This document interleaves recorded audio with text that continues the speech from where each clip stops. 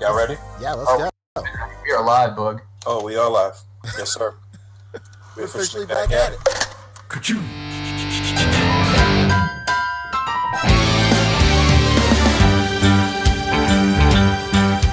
It's a rare condition this day and age to read any good news on the newspaper page. Love and tradition of the grand design. Some people say it's even harder to find. Well, then there must be some magic clue inside these gentle walls. 'Cause all I see is a tower of dreams.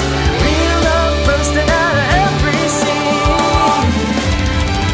Days go by. It's the bigger love of the family.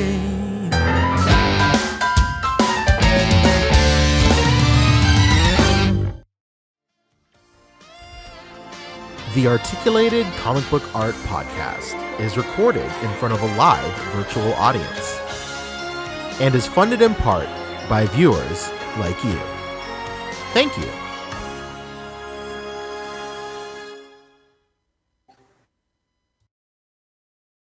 Yes, sir. We're officially back at it. Wow.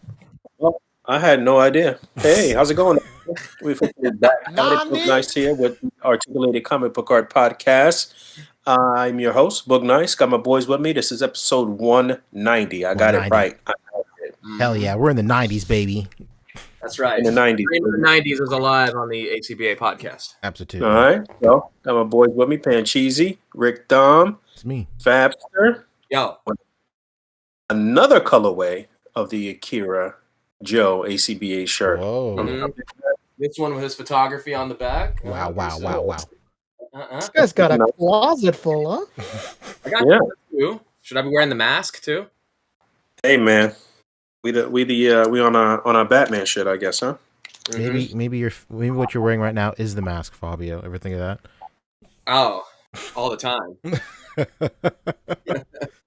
Anyway, what's good? I'm Oh, coming in here hold on. with my Real wet quick. vest Speak- wear. Speaking of Batman, Uh-oh. rest in peace to Neil Adams. Passed away, 80 years old. Born in 1941, June 15th. He was about to come up on his 81st birthday. Legendary comic book artist Neil Adams passes away at 80 years old. So just want to give a rest in peace to him at the top of the show. You know, everything that we do is pretty much grounded in comic books and pop culture and anime and manga and all of that stuff, you know? It's Absolutely. articulated comic book art. So, you know, we got to show love to those pioneers and to great artists, and rest in peace to Neil Adams. Yeah, truly one of the legends. Like in my mind, that blue and gray Batman is like always his artwork. So yeah, that's Yeah. a huge loss. Yes, sir. Yeah.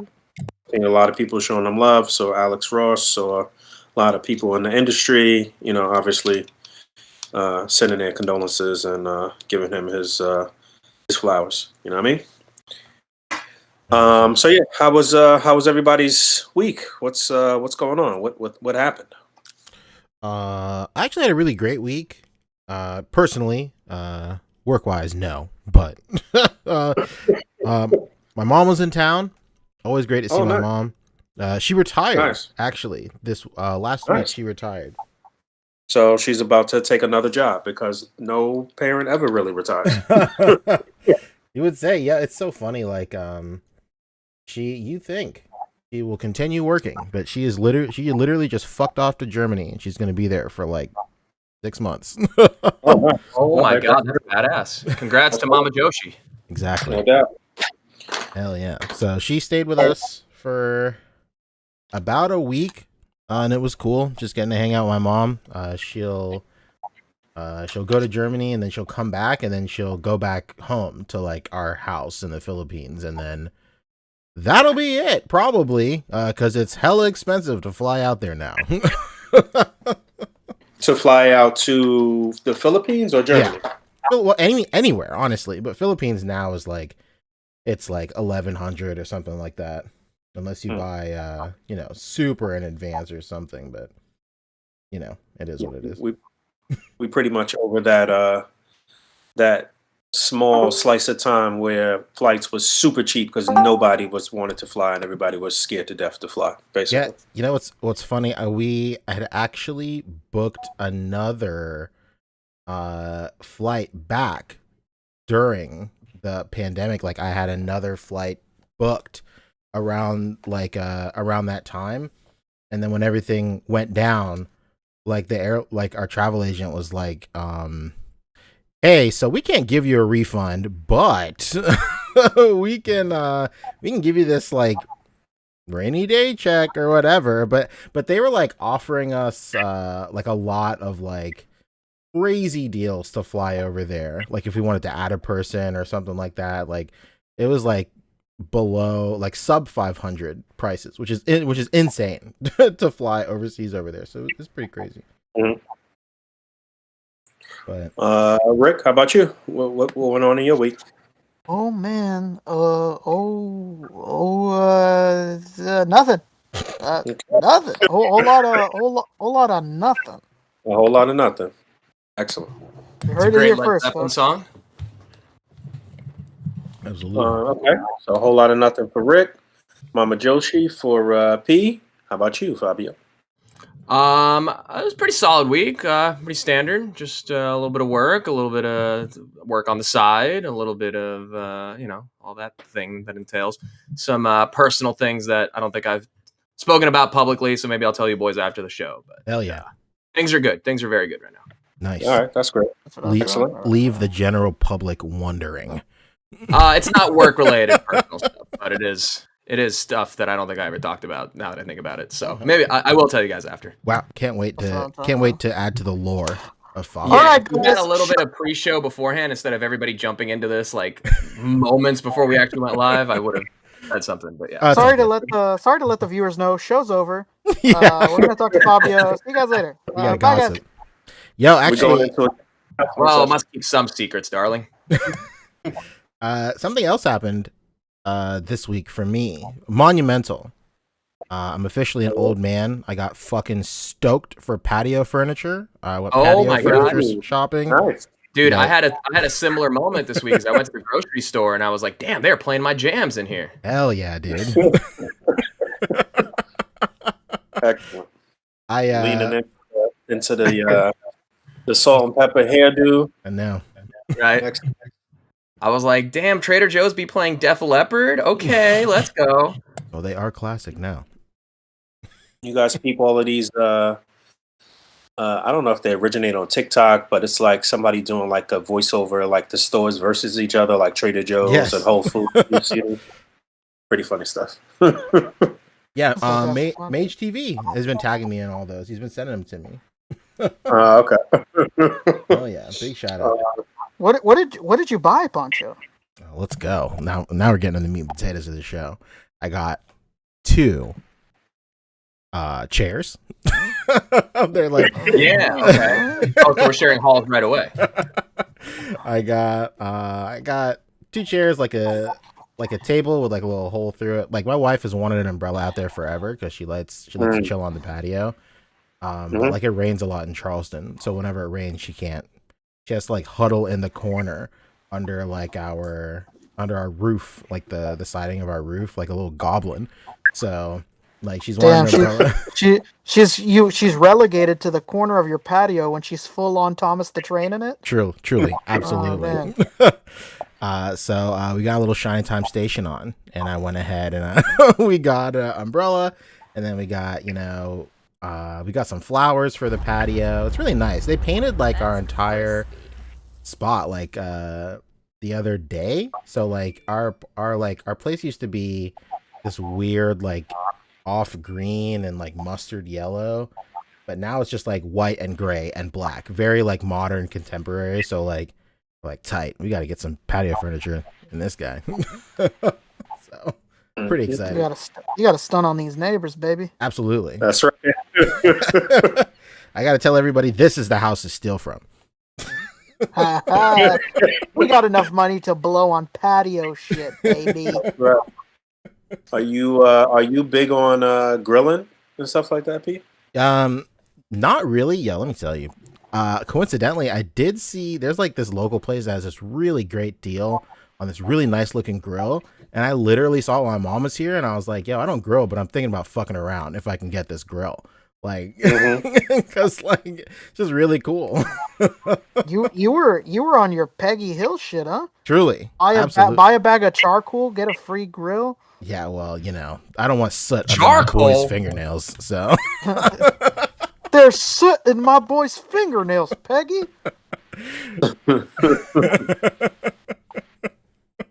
That's what's up, huh? I wish I had a grill. Summer's coming up. Definitely got to invest in one. Hell yeah. I'm thinking about it. Maybe one day.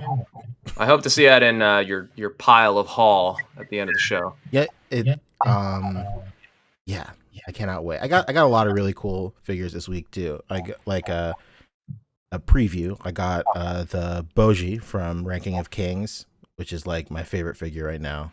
I encourage everybody to watch that show and buy the figure. Hell yeah.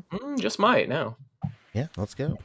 So I in missed turn, it the other Wait, day Boog, so on how was my your own. week then? yeah, what's your week like? My week was pretty good. Well, we podcasted last Friday. Saturday, I talked about this in a quick little update yesterday. I went to a wedding of a community member. Shout out to my man Tayo. And that was in New Jersey. Me and my girl went out there to that, and it was like a really amazing, wonderful experience. So that was cool. And then Sunday, what did I do? Was Sunday some type of holiday or something? No, I don't think so. No, it wasn't. That was the Sunday before last was Yes, Easter, right? That was Easter, yeah. The week was pretty chill. Nothing really super eventful happened. Work was pretty busy. A lot of people coming back into the office and stuff like that. So, nothing really crazy eventful went on for me this week. Nothing crazy. It was chill. Nice. Good. Very good. All right. All right. So we got a show to do. With that, Yeah. well, it's slim pickings this week. Let me tell you. Yeah, no doubt. But every piece of We'll news. find a way to stretch it. Well, maybe not. I kind of want. We could talk. We could talk about a lot of scroll through Instagram and look at some shots and shit like that. But I because it's got not some saved too. a lot of news. I noticed Mezco is not on the list though, and it was kind of one of the big news of the week. Oh, was it? My bad. Okay. Well, let's. You want to get right into that? You want to look through Yeah, the let's stars? start with that. Let's not tease the audience any longer. Oh, okay, very well. All right, cue the music. Oh, it's Play been my going, baby. music. It's been going. Well, Give him what he let wants. me get the screen share ski up. I'll be right back. Get myself situated here. Oh, thank goodness he's gone. Quick, Fabio. All right, let's go. Let's roll through this Mezco segment before he gets back. Oh God. Shit. Okay. How could I have forgotten? Well, Sorry, I with no, announcement beforehand, other than the teaser we got like in October or something. Mhm. Finally, Doctor Doom is up for pre-order from Mezco 112 Collective. Hello. What's up? He's got a suit of armor made with real metal components. He's got a spell book. He's got different interchangeable face plates, so you can have all kinds of different, arrows of doom or different kind of looks for him, including one that kind of looks like it's the same one, but with like his mouth like more angry or his eyes like more angry. Interesting. This one's like a little more smooth right here, which is cool. It's Smooth got Doom? rocket boots and a jetpack attachment thing, like the blasters on the back. Mhm. He's got the cosmic power siphon harness. Whoa, there, So let's. Mamma mia. there it is, inflating the price point. I was with just this about to lighter say, that's feature. the elephant in the room, huh? That's the Well, what are you price gonna point inflator. it's the number one Marvel villain. What are you gonna do? Just not get it? Come on. What are you gonna do? Just spend $160 on it? Yeah. What are you gonna Yeah, come on, easy. One big thing to note is this guy was the first collaboration between Mezco and the Four Horsemen. So the Oh, Four let's go. Horsemen Whoa. design this boy. So as I commented on friend of the show and friend of my live streams, Eric Cornboy Mays, Whoa. with their expertise with like armored designs and how much he like personally loves Fantastic Four and Doctor Mhm. Doom, like this couldn't have been in better hands. Like True. it's gonna be sick. I've always loved that he's my favorite Marvel villain. I've just always gravitated from a young age to just that look of like armor, you know, like a suit of armor with like the soft goods on top plus a hood. I mean, that's my go-to look in any RPG or anything like that. Very nice. So there he is.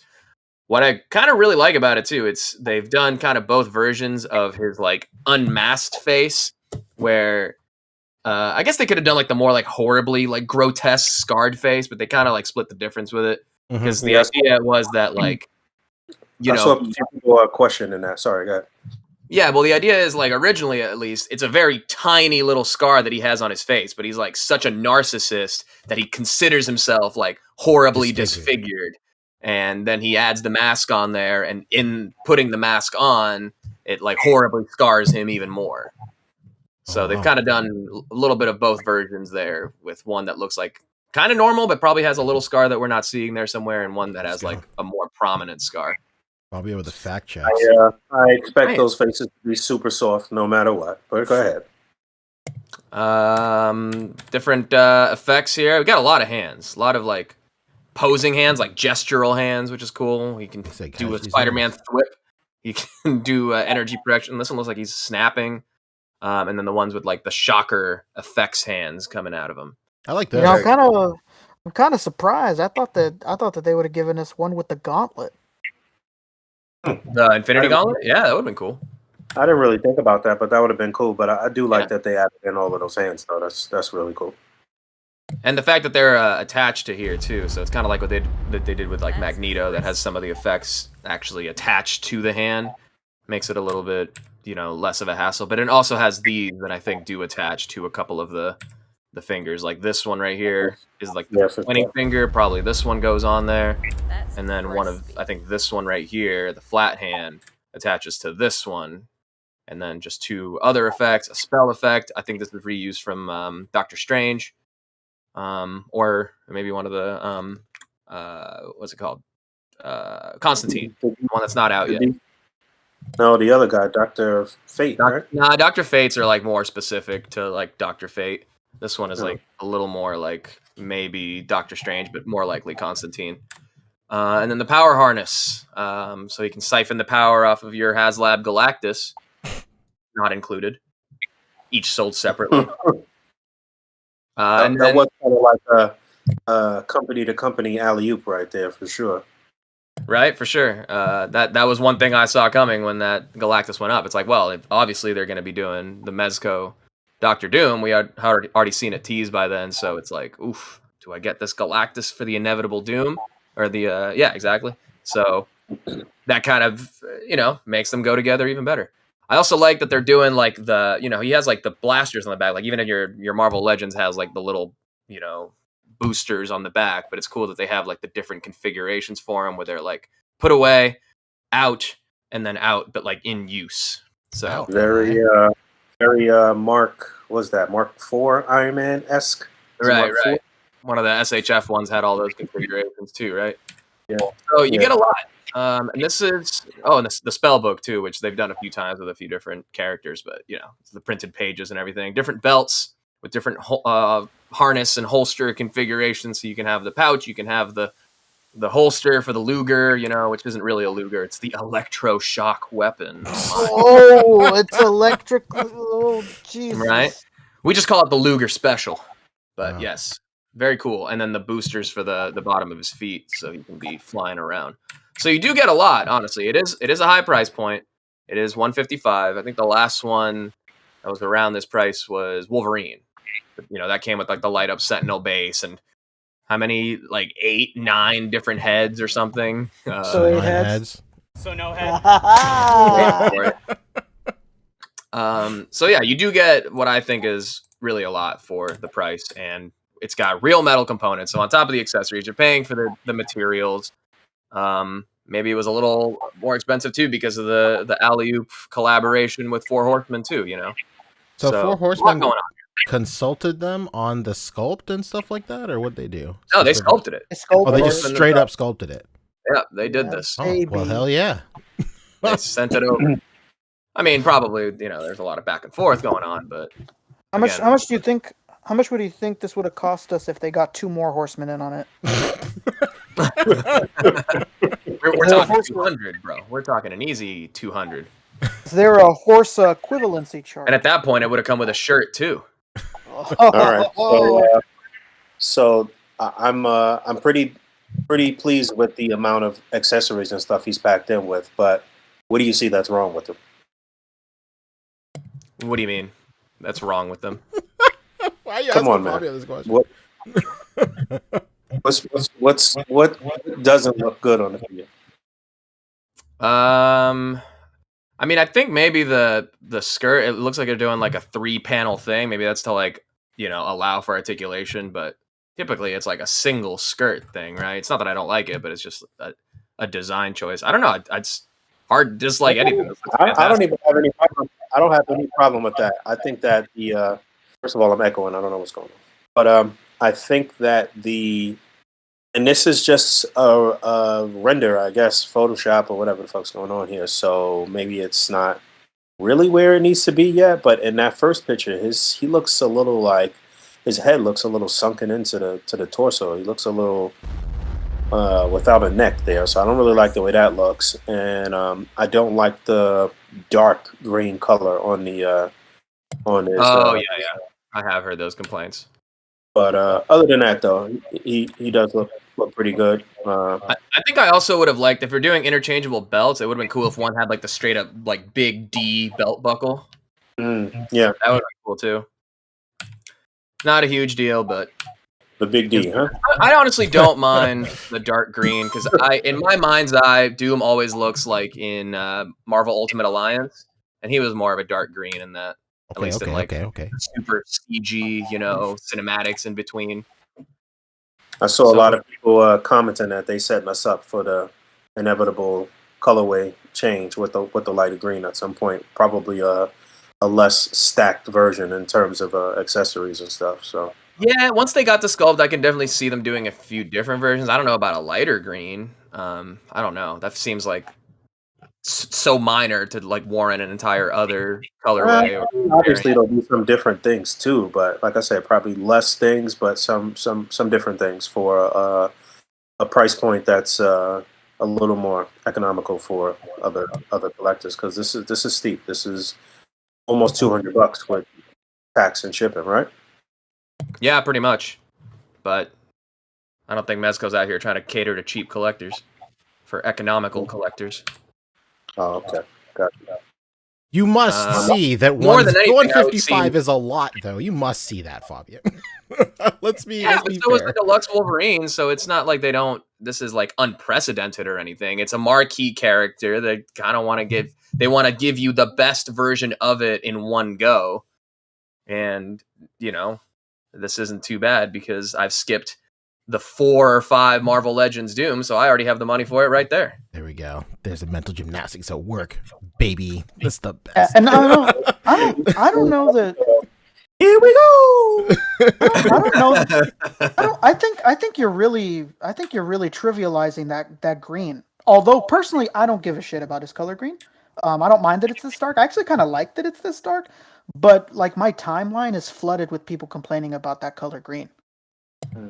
Like, although you like that color green, I've seen like a lot of people complain. That's like probably the biggest complaint I see is people hating that color green. That it almost looks black is what some people. It looks like a forest green, not like a green, which is fine. Black? That's wild.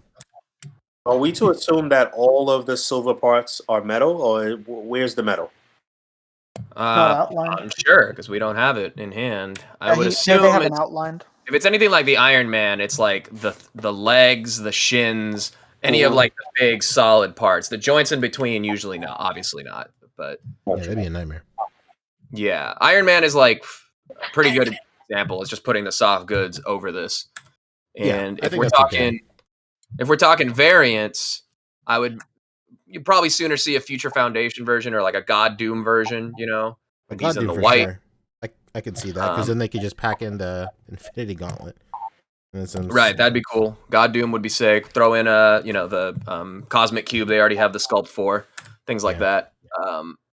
They could And sculpt a that would be an skull. inflated price point version too, even if it is a variant, because it would have to have light up features on the Infinity Gauntlet. Future What? Foundation makes a lot of sense and would be, I'm sure, like pretty inexpensive to do. But it's also the least desirable costume. That's why it's the one you start with on Marvel Heroes for free. I wouldn't know. Premium skins for the ones you actually want. So, I've never. Oh my god! Look at how terrible that Photoshop is. I Jesus. saw some comments Bad. about the bin on those elbows too. So you know this is about to be a fucking statue. But you know, no. Again, it's 4 Horsemen, man. If you've ever handled a Mythic Legions figure, you could see how they can take that armored, chunky design and push the articulation to a good limit. I was But actually there's a going to say picture. that. There's a picture of him with his arms crossed, Yeah. Not quite. and there's Several. a lot of pictures of it, and it looks pretty good with his arms crossed. I don't know. Maybe it's the angles, but I was What gonna say I would that really like to see is Doom 2099. As Now soon as you're you really mentioned it getting was 4 into Horsemen it. doing it, that's the first thing that came to mind is how those figures, like, looking at it, you see that they're only single jointed and you're like, oh man. But then you get them in hand and it's crazy how well they articulate. So I have hope for it for sure.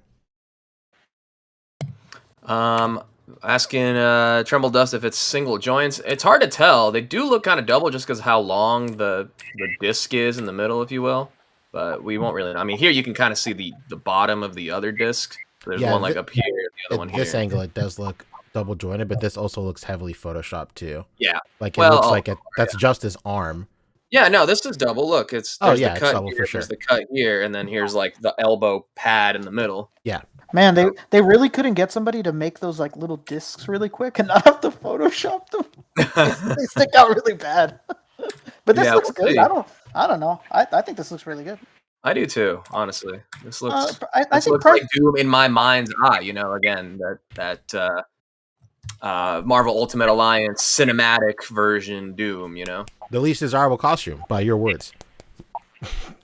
no, the Future Foundation one. Is. Oh, okay. No, that's Marvel Heroes, not Ultimate Alliance. Marvel Heroes was the kind of Diablo game that had come out. That Yes. then ended when Disney picked up the license for Marvel, and familiar. you could unlock Doom as a character, and the free skin you get when you unlock him is the Future Foundation one. Oh, okay. I think in see. that game I ran around with a 2099 skin though, so that would be a sick variant for How sure. could you not?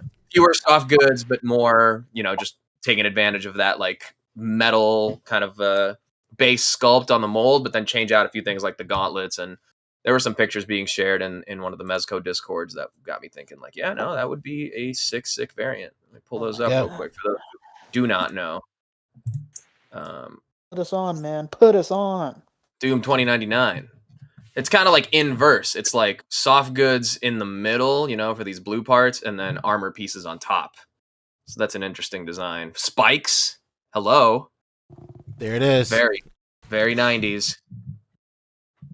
How sick would that be? I don't know. Yeah? It seems like it'd have to be a lot of work for them. I don't know that this is an easy I one to think do. that Spider-Man is probably a little more iconic as 2099. I don't see them diving into more characters from 2099. It's not Doom.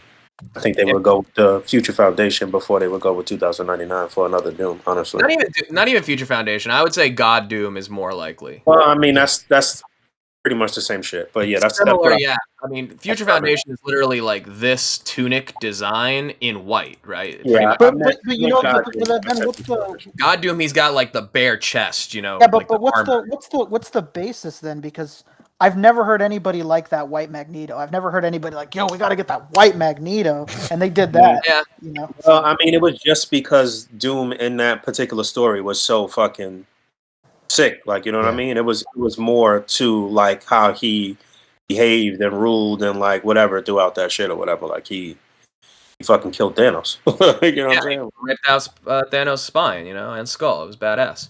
Yeah. Damn! Imagine they make it and we get that skull and spine accessory. Oh my god! You reuse it for a worm from SpongeBob. I'm saying. I remember when I was an accessory. I hated it. I hated it. After body was metal. Either way, We know that you pre-ordered this. Anybody else? on the I panel? didn't because it's not an exclusive, but it is a good opportunity to like use points for anybody that wants to order from Mezco Direct. I'll probably wait for my dude to have it in hand, and I'll pick it up when I'm ready. But that's just because it's not exclusive. If it were, people would be complaining even more. I forget, was Wolverine an exclusive? I don't even remember. I don't remember either, but I 100% pre-ordered Wolverine. Let's check. Let's check. No, Wolverine was not exclusive. Same price.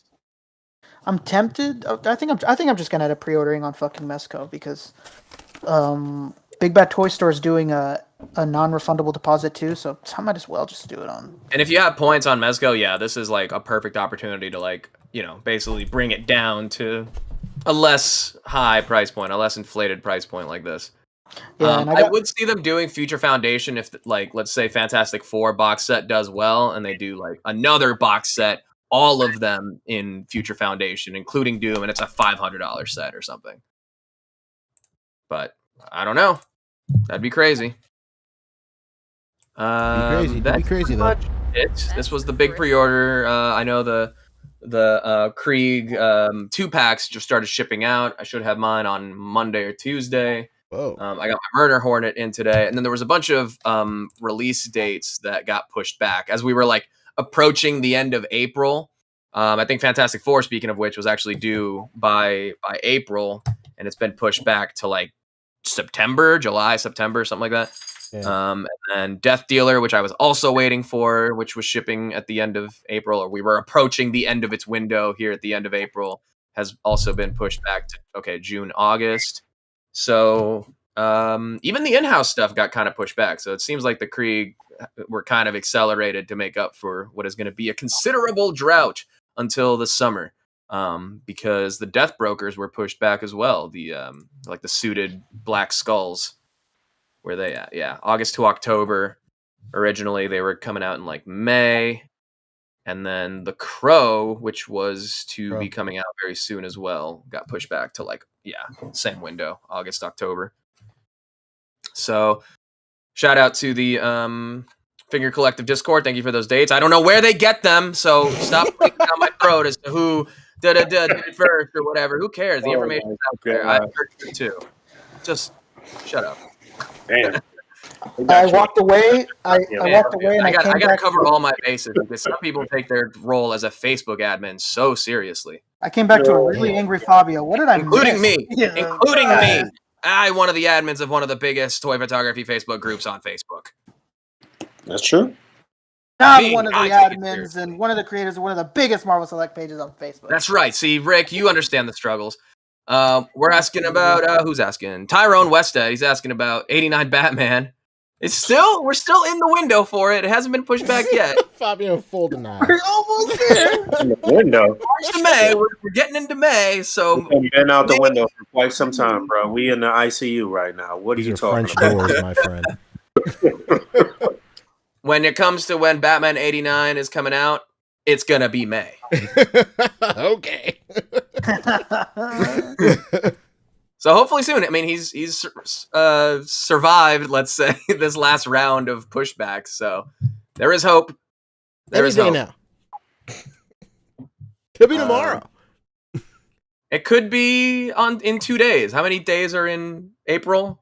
31? 30. Yeah, we might, as soon as Monday, as soon as Tuesday, start seeing some shipping notifications. Well, who knows? Isn't it fun? I don't mind. Honestly, I had Death Dealer and I didn't pre-order, but I eventually was going to get the Fantastic Four set. So now I'm kind of thankful for the little bit of breathing room because I put the deposit down on Death Dealer and that's been pushed back. So I'm like, whew, okay, I can like breathe a little bit because the Krieg and the 2-pack and then the Murder Hornets, I was kind of okay for April. So I'm glad that I'm not getting hit with 4 of the pre-orders this month. Now, did you tell us when this Doom is due? I don't know if you mentioned that. Oh, my bad. Let me check. They said it was a solid year out. Let's see how far. I think it's February to April 23. So, go. Giving us a good year window on that one. Hopefully by then it starts to be more accurate, but who knows? It could get pushed back too. Who cares? Just buy it and get your free toy later. I'm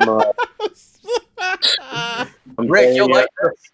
Jesus happened? Christ. What do I? The oh, money that I had set aside for Death Dealer, I was like, okay, cool. Well, it's not charging this month, so I'm gonna splurge on something else. I got myself a nice Peel's houndstooth work shirt that I'm very excited to get in. little houndstooth jacket. Little houndstooth action, you know what I mean? That's what I'm talking I'm about. looking for some bold pieces for my wardrobe, and I think this one's gonna fulfill that need for me.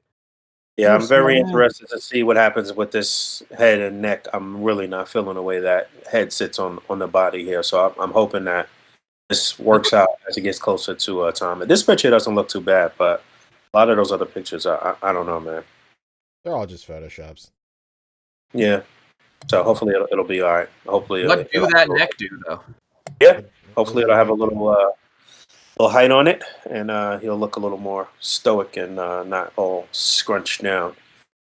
Anything else from Mezco? No, that's it. Release date updates, stuff shipping. That's about it. All right, what's next? What is Next next? up, we got Marvel Legends. Let's get right into do you it. want to hit some of these super chats real quick? Yeah, of course.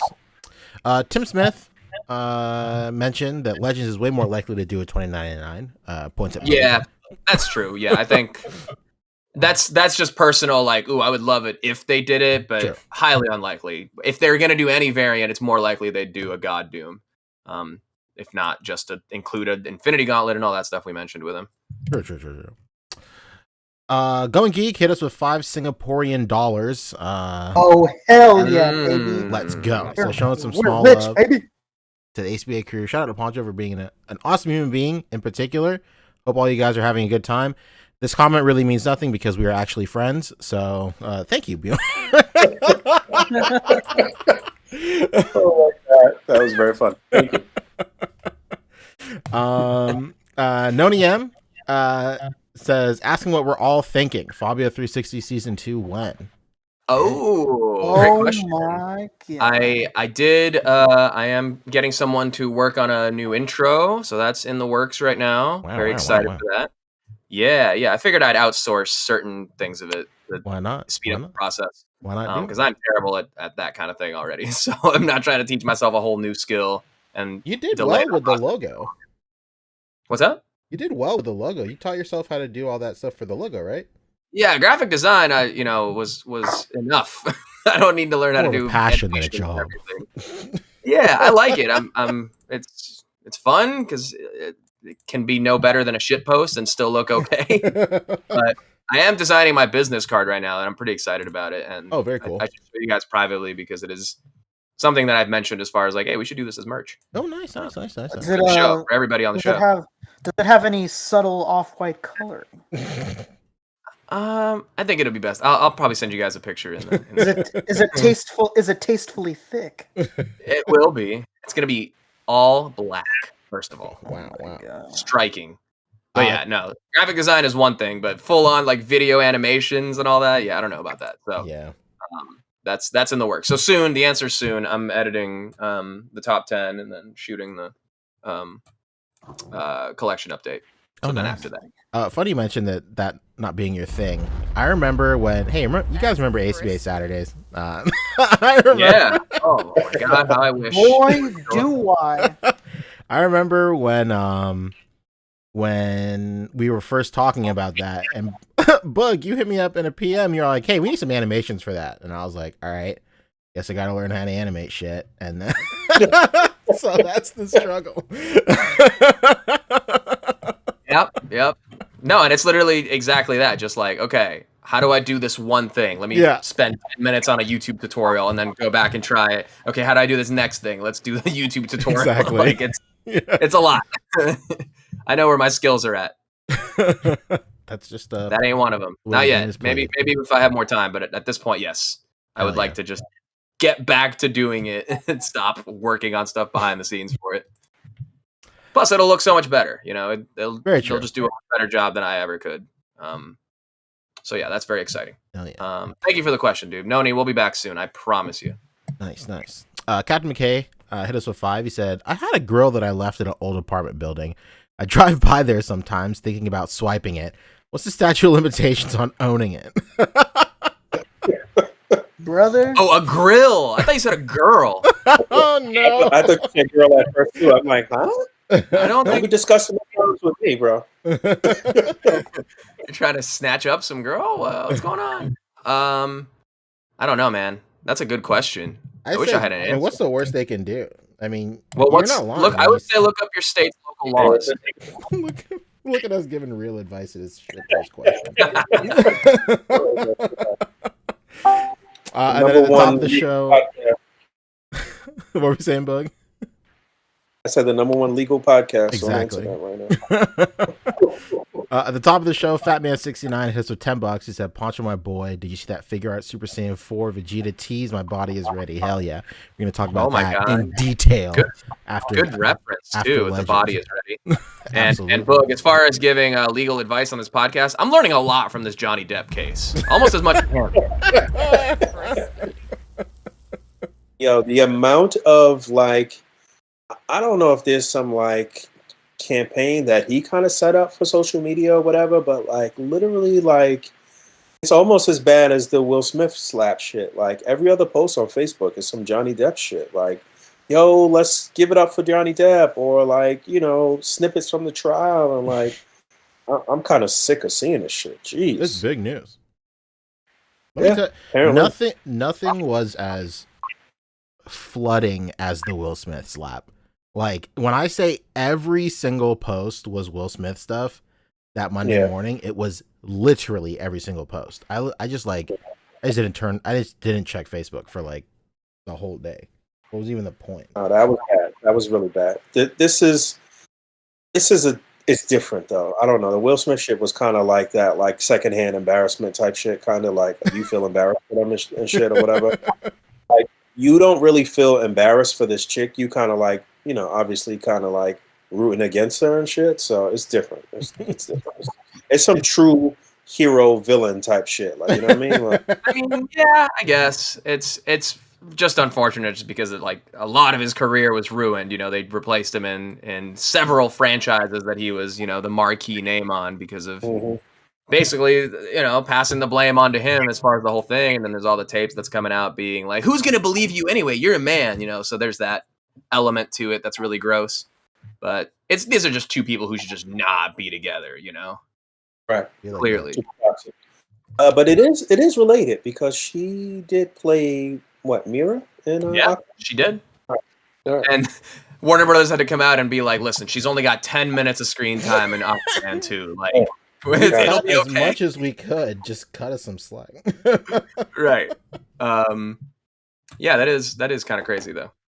Um, My favorite thing, real quick, that I've seen come out of it is, you know, he's trying to politely say in court, as far as, you know, what she did to the bed. She can't just say, you know, it's not proper legal terminology to say she made doo-doo on the place I sleep. So he's carefully dancing around the term and saying like, oh, I found fecal matter and all that stuff. And somebody remixed a bunch of like the words and stuff and like spliced them together so that fecal matter sounds like Nothing Else Matters from Metallica. Amazing.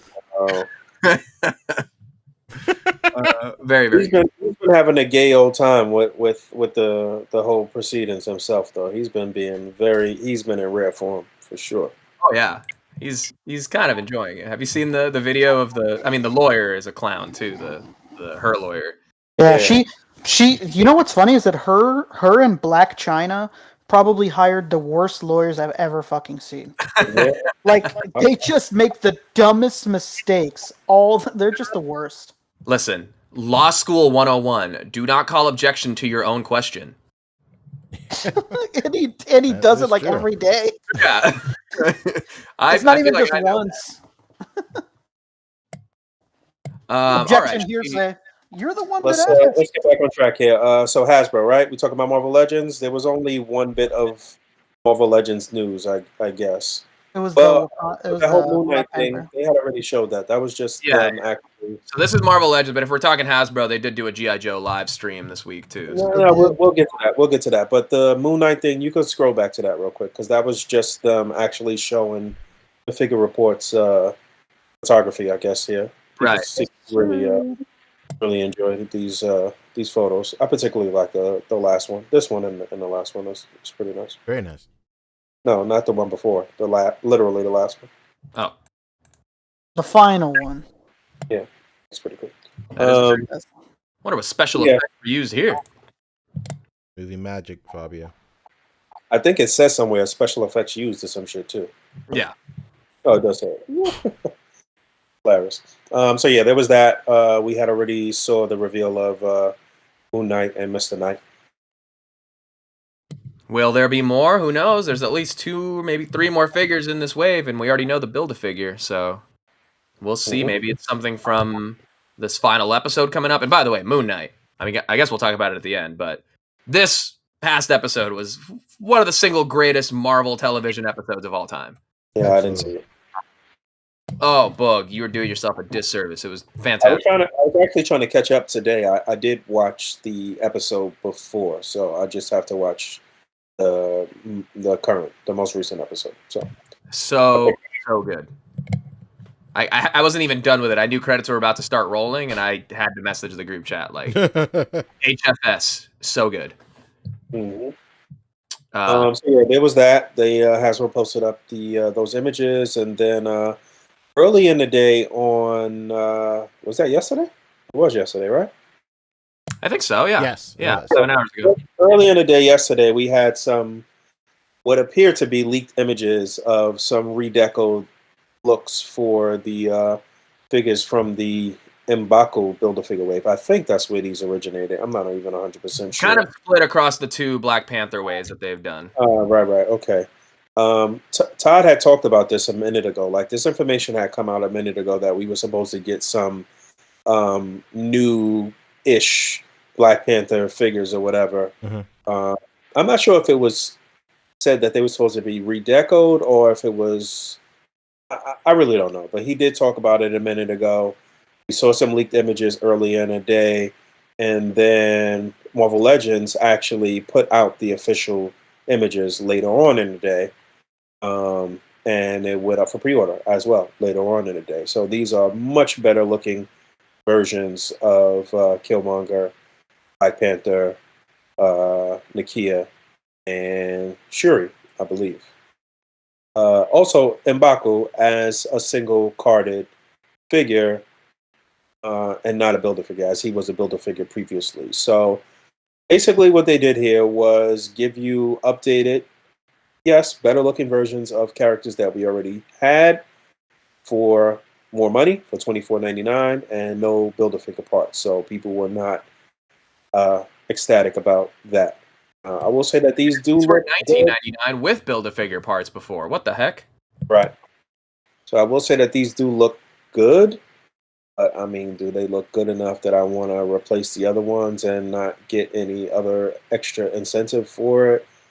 I don't know. Man. The answer is no, it but seems, search your it heart. seems yeah, it seems, Well, this is an easy skip because it doesn't have a Build-A-Figure, though.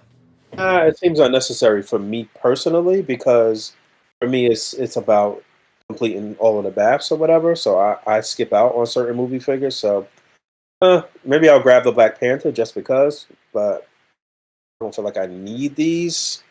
Even though the head sculpts do look really good, maybe I'll wait around and see if they on clearance at some point somewhere. But There you yeah, go. they label it the legacy line. Again, the comments are full of people just complaining about prices and shit like that. And yeah, but if you never friend- picked these up the first time around, then it's a good way for you to get a really nice looking Black Panther. I will And say, there's only 4 of them. There's 2 more. Like you said, there's Umbaku again, and then there's a Civil War Black Panther in like the original suit. This is I the didn't see that. Black Panther movie suit. Right. This is with the kinetic energy suit or whatever. Yeah. This looks really good. I can't lie, but I'm not. I don't know. It seems a little ham-handed. Not really ham-handed, but just like they kind of just like forcing this shit down our throat now. And I saw a tweet from Dan, kind of doing a little damage control. It seemed like maybe I don't know. A lot of people not really feeling this. it's Or just the timing of it. it's the worst possible time to announce this wave. Right. Hot for off sure. the heels of the price increase. Yeah, and this isn't doing any favors. So to me, this is probably something they had planned for a while. They just couldn't find a slot for it. I would imagine this is not anything new, just based on the packaging alone, and because it has plastic. Because if this was a new product, this definitely would have been made with, plastic, like windowless packaging or whatever. Correct. So this seems like it had been like it had just been cooking for forever. You know what? You know what some of their reasoning probably is that because this is the windowless packaging, because it is the packaging with the windows and they put the legacy thing on it and it's updated, and that like some men on car people would really jump for this, being that this is probably going to be like some of the last, regular packaging like this. So some people might just cop it just to keep it on card and shit. Sure, I can see that. Okay, so I found a tweet from Dan. So this is explaining the missing two that I mentioned. Black Panther Legacy line is for new collectors or for fans who missed it the first time. They do have updated deco. Umbaku will be a Target exclusive. Black Panther, like the Civil War version, will be a Walmart exclusive. Gross. Got it. Okay, got it. Yeah, I've thought this since the first time this figure appeared. Like the way it's posed in that packaging is fucking crazy. This one here? Yeah. Yeah. But I was gonna say, like, it's a nice chance for people to get it cheaper than aftermarket prices. I guess that's the silver lining here. But if the goal is to, counteract some of these aftermarket prices and re-release figures that people have been wanting, is Black Panther the best choice for that? They were pretty readily available for a while, and even Ryan, friend of the show, Laser Pants, is mentioning that Strife from that Jubilee Toys R Us exclusive wave is $126. It's like one of the more expensive ones. It feels they're like the right time to get some re-releases going for something like that rather than a movie that I feel like it would have made more sense to re-release it around the time of the second movie or something. Maybe what was the original date for the second movie? Was it around this time? Because that would explain everything.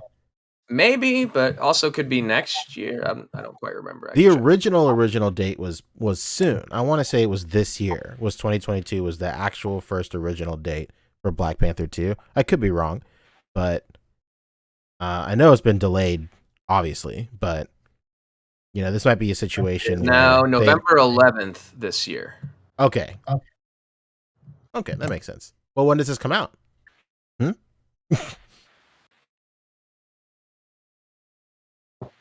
Later this year, November? Yeah, I don't know.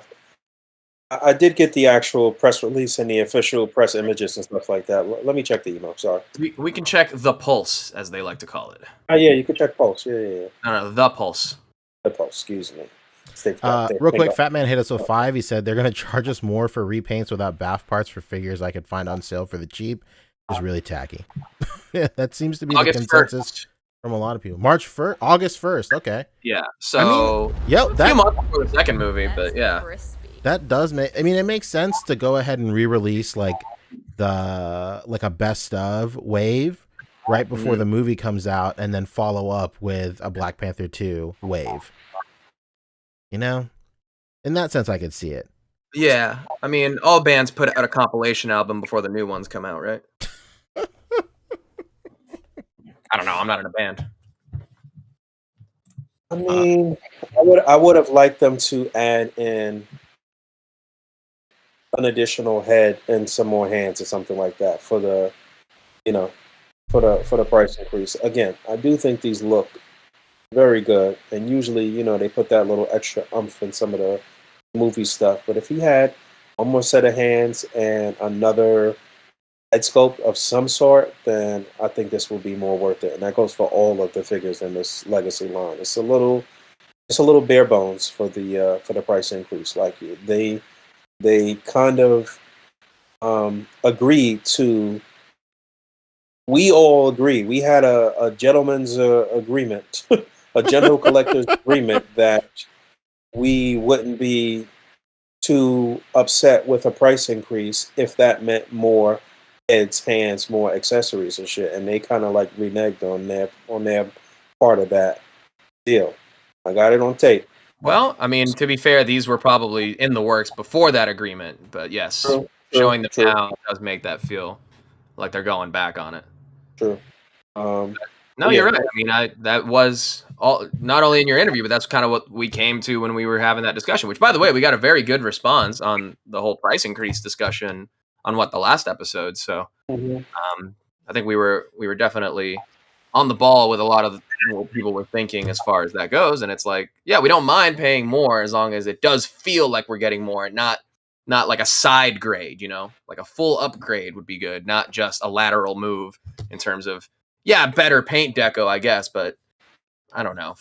As collectors, it doesn't feel like better paint deco is necessarily like more. I don't know. It just feels like better paint deco should go without saying. Yeah, it kind of feels like paint if you guys didn't get it right the first time, why do I have to pay extra so you can have a do-over? Right. But I And mean, even that's something like the ones that came with, that come with the fewest accessories could have definitely used the most oomping. Another expression, I don't know. Maybe upgrade the elbows on Shuri now that they have. they could have gave her a smiling face or some shit, a smirk, something. You know what I'm saying? Yeah. Again, I do really like the way these look. The skin tones look great. Sometimes figures of black people could be a little off or whatever, but like these all look very fucking good. But just for the head sculpt alone. Every single Chadwick Boseman that came out was a different level of light skinnedness. Yeah. It was so strange. So it's finally good to see him like his proper complexion and shit. Yes. But those that don't know, I did actually sit down with the Marvel Legends brand crew on Monday. I put my video up on Tuesday though, so go back and check that out. It's on the channel. A lot of people questioning why we couldn't talk about, or why we didn't talk about the price increases or get into metrics and get into stuff like that. We're not allowed to do that shit. Like it is what it is. This is how the process works. You have, first of all, we talked about this some episodes back, but the PR team that was working with Hasbro for the longest, Litsky, abruptly is not working with Hasbro anymore. I don't know if their contract was up or whatever the hell happened there. I'm not 100% sure. I'm not privy to that information. I did get a nice farewell email from damn it, I forgot her name, but I did get a nice farewell email when the main person was leaving. And then Dan told me, it's going to be kind of a rough transition to the new PR people. And then I got introduced to the new team, the new people. They hit me up, said, hey, there's an opportunity to sit down with the team. These are the dates, these are the days, blah, blah, blah. And then when you confirm, and they confirm a time for you for your 20-minute slot or your interview or whatever, you have to submit your full list of questions. So you don't just go in there willy-nilly, just ask or whatever. Like, they want to know what you're going to ask. So that way, if it's something that they don't want you to ask, then they're going to tell you you can't fucking ask that shit. And that's what it is. So you'll notice in my interview, some things I said, this is not a question, just putting it out there. Like, you know what I'm saying? Just saying it, because they can't really give any response. You guys got to remember, Dan, Dwight, Ryan, these are not freaking the board members of Hasbro. This is the marketing team and the design team together, as basically doing a role as social media people at the same time as well, and connecting with influencers and reviewers and shit like that to help bridge that gap and give you guys a peek into that shit. So it's only but so much I can ask or inquire about or say and get any real answers for it in terms of price stuff. Like, you know what I mean? So I did my very best to get through my full list of questions. And for the most part, I did. I had two very poignant, like detailed, like price things smack dab in the middle of my shit or whatever. But you know, they nixed that shit. So it is what it is. But you still had, of at least of all the ones I saw, which was not that many, but of like the few that I did see, I think you legit, and you usually do have the most concise, best, clearest interview as far as just question, answer, question, not a full discussion with the brand team of you trying to get your ideas over onto them, you know? Yeah, it's not just you asking when you're gonna get this character and this character and this Right. character and this. No, you're not even These are the asking. You're just telling them at the end, after the actual questions are done. Just these are the characters we want. Done. Don't have to answer, but here's a list. I like Right. that so much. You know what I like about getting to talk with these guys? I like just watching their reactions and them trying not to react to certain shit. Like, you know what I mean? Like, it's very funny to watch Dwight's reactions and to watch them like try not to give away anything when you like hit something right on the head and shit like that. So I love that meme you have in the video too. It's just you saying hello and then the sweating Jordan Peele, the brand team. Fucking hilarious. Shout out to my man Pendelos Murthos. I'm pretty sure he made that meme. I'm pretty sure. I'm 99% sure that originated from him. So yeah, man, it is what it is. You know, I wish that we could have some in-depth discussion with them about metrics and shit like that, but it's not going to happen unless we like. Unless you guys want to give us a super duper chat and make us board members for Hasbro. Honestly, it's not a bad move. I've watched Succession. That is the way you get things done like that. Yeah, basically. Could you imagine that shit? That'd be hilarious. Just gonna buy say, stock. the You'll own other part of the plan company. B. Oh, sorry. Go ahead, Pancho. Just buy stock. You'll be an owner. Then you can ask the questions. You can ask whatever the fuck you want. I was You gonna could say, actually do moves. Plan B. Let's all go out for a night of debauchery in Rhode Island. Meet them after work. Hit up the karaoke bars. Get drunk drinks flowing. You know, Yeah. and maybe words come spilling out. for sure. Listen, So if yeah, my man. performance of "With or Without You" by U2 doesn't make them cry and then spill their guts out in a confession style, then I don't know what will. I was about to say something that I saw in Shardamus's interview that he did that I thought was good. Damn, what was I just thinking about? It'll come back to me. But yeah, it's good for you to make your rounds and just look at everybody else's stuff because you know they give little tidbits here and there. I think in one of the interviews they showed the morgue. I figure is it Morgue? Is that his name? Yeah. Yeah, something like that. Next to the Galactus head. I did want to on r/Marvel Legends on Reddit. Someone did an incredible like recap of all the info from all the different interviews that everybody did. Compiled them all into a bullet pointed list with everything, with timestamps, with the point, with everything just laid out completely. Right. So it's a lot of fucking work. Yeah, it is a lot of work, but they did it. This is me scrolling through it right here. Holy shit. Everything. So maybe we can put a link to that somewhere, but you know, they do credit everybody where that interview came from, the timestamp in the video, where the point was said and everything. So really like big shout out to Reddit user Noble X Gamer. Let's go. Yeah, shout out to him. I know that Reddit kind of hates me sometimes over there in that Marvel Legends. Yeah, well, Reddit hates a lot of things. Reddit's finding something to hate about Johnny Depp during this whole trial too. No doubt. But yeah, some good tidbits in here from things that I had also, you know, I didn't watch every interview, so it was cool to just kind of get this recap on here as well. So r/Marvel Legends, it's one of the top posts right now. So if you're interested, go check that out. Yeah, I say all of that to say that like a lot of people in the community just don't like.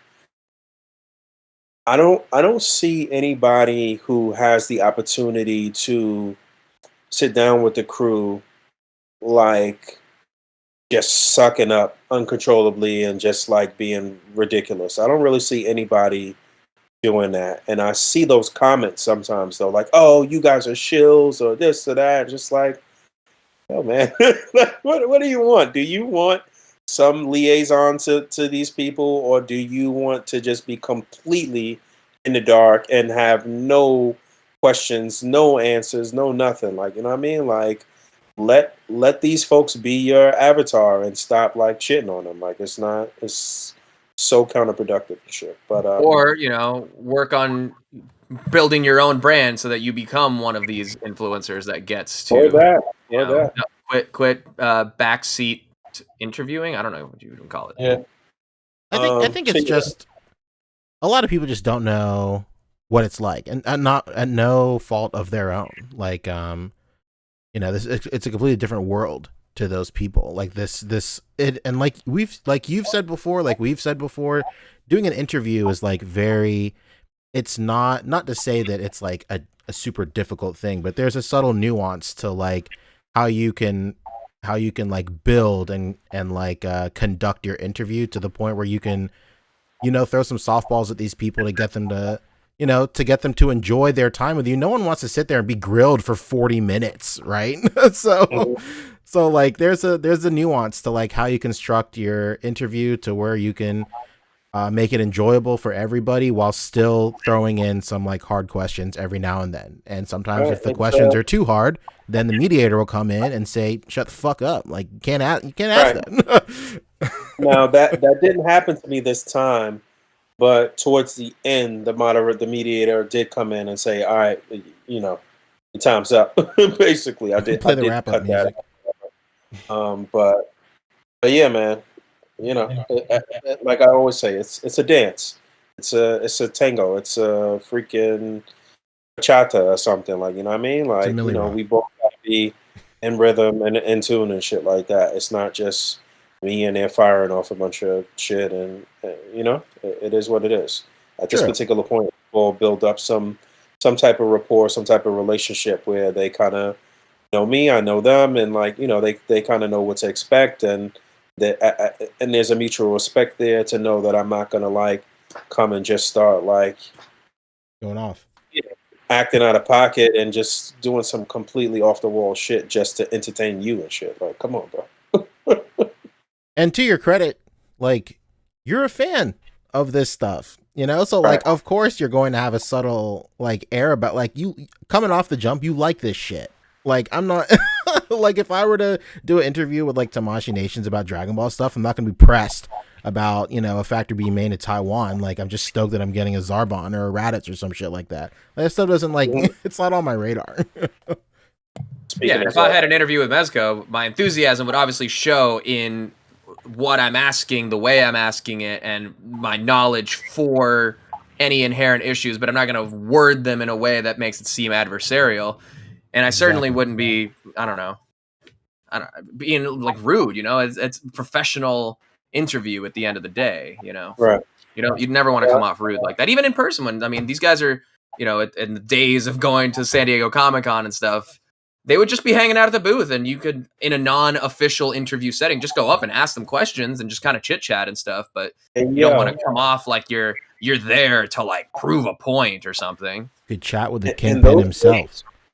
In the days where they were just hanging out at the booth and shit, like, it's basically them doing a round of like 8 interviews or 10 interviews with certain influencers times 100. There's like hundreds of people coming up and asking them, and they're just talking for hours straight, and they're fucking parched and they're tired and they're sick of repeating the same shit over and over. Like, these guys, it's not an easy job, man. And the better that these interviews go, it'll open up the doors for more companies to want to let that shit rock. So hopefully more companies will say, you know what, Hasbro has a pretty good relationship with the fans. Maybe we should open up things a little bit and get more in tune with the reviewers and the display community and whatever. So, again, it's a dance. We gotta do it a certain way for shit to work out all across the board and shit. This is all like uncharted territory. Like, you know what I mean? Not to mention, they can cut you off whenever they want. You send them that. You send them a whole bunch of questions, and they're like, "Dude, all these questions are crazy. Like, we're just gonna cancel your whole interview. Sorry. Like, come on, man." But I wanted to end get of to the the day, bottom of it. Yeah, there's a moderator, and they screen the questions. What the fuck do you expect anybody to ask? Like, we got to walk the line. Like, what else? What else is there to do? It is what it is. But yeah, again, I am always super grateful for the opportunity. Like P said, I'm a fan at the end of the day too. So it is an amazing thing to even be able to chat with these folks at this level and have any little tiny bit of influence on some shit that I'm a huge fan of and I'm gonna ultimately end up buying.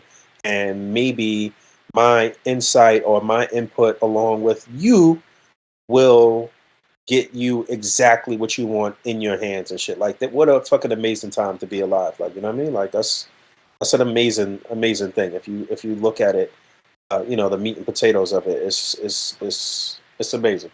So yeah, I don't want to spend too much more time on this shit. That was the interview Monday, Tuesday. It went up. It's on the channel. Check it out. Check out everybody else's interviews as well, or just fuck it and go to the footnotes on Reddit. And yeah, I was kind of scrolling through them, so I guess you could replay the video if you want to like read through this as well. But go on Reddit if you want to like take your time reading it, and again, links to all the timestamps and everything therein, which is amazing. Mm-hmm. Go check out Boog's review of this 2-pack while you're there. Yeah, check out the review of the 2-pack, trying to get it up to 50K. Yeah, I'm a little over. My 3K views not help you with that because I watched it about 3,000 times. Alone. I probably watched it about 3,000 times myself too. So it's me and you, basically, the both of it. But that wasn't the only Hasbro live stream. We did have a Fan First Tuesday for the G.I. Joes. G.I. Joe was lit, man. It was a really good stream. It really was. Let me go pull up the toy art recap of it as well. But we'll say, for someone who considers myself a bit of a G.I. jabroni, I really enjoyed it. G.I. jabroni. Is that what they're called when you're kind of a fair weather fan, maybe a bit of a G.I. Joe poser? You may have just coined that term. I'm not 100% sure. It's the equivalent of being a jug-a-ho, You're a juggalo poser. Yep. Jugga Joe? Jugga Joe. I think we're getting colder. I think we're spot on, pal. All right. Because, I mean, I never personally would ever want to come off as some kind of phony, And that's Absolutely. The number one thing when it comes to being a juggalo is that they don't like phonies. No. Nope. They will bust in your house and bust in your macaroni. That's exactly it.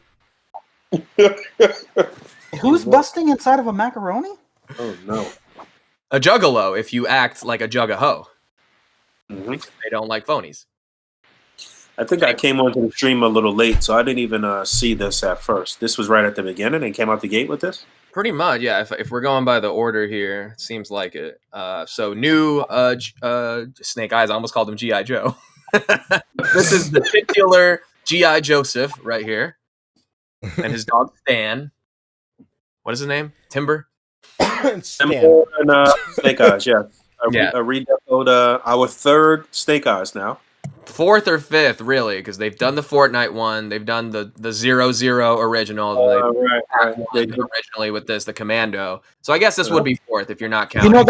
That's one thing. I seen a comment last week, or maybe it was the week before. Somebody wanting us to bring up the fact that that Snake Eyes went up for pre-order like over a year ago. And it still hasn't come out, and there's no update. Fortnite I was just about to ask that. I'm like, I don't remember actually seeing a Fortnite one. Oh, nobody still has it, and it went up for pre-order a long time ago, and yeah, Fortnite isn't even popular anymore. Whoa, hold on. That's because they removed my friend. They removed building. So what? I do like the idea of this.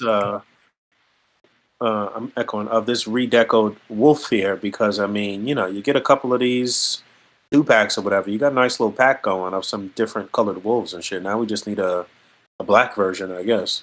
Hell yeah, get a little wolf pack going. Yeah, that's what I'm saying. You didn't get the first one in the 2-pack. He's gray. This one looks a little white, off-white, something like that or whatever. But the articulation scheme on this is very cool. It's very nice. It's a very nice figure. I hope Marvel Legends takes notes, and if at one point they're going to give us a really cool Wolfsbane figure with a couple of different forms, that her full-on wolf form, the four-legged version would be similar to this in terms of articulation and stuff. The original one came with an additional head sculpt as well, so it's pretty cool. Yeah, it's gonna be tough for Mezco to top this timber with theirs. Yeah, with the one that comes with the snake eyes. It's just a silhouette at this point, but yeah, the level of articulation on this guy is impressive. All of Hasbro's animals, really, because that Panther they did for like Dungeons and Dragons or something. They've got a pretty hefty little animal kingdom getting built out over there. Yeah, for sure. Scurry. Oh, I didn't even ready for that. What startled me there? So available for at a later date. Love the specificity. We got a new Zartan. This is on the retro card back. Yeah, this is going to be the third Zartan, if I'm not mistaken. Right, but more classic face paint, more classic design and colorway, and on the retro card back. Very cool. Right, Shout out to my friends over at Toy Kind of Mood. They did a great recap stream on this. So anything that I am resembling to have knowledge of right now, it's because I watched their video. You'll make it up in the Naruto bit. Well, again, we must keep some secrets. We got Storm Shadow. Ooh, look out your window. Is that a storm shadow approaching? Is that thunder? Is that lightning?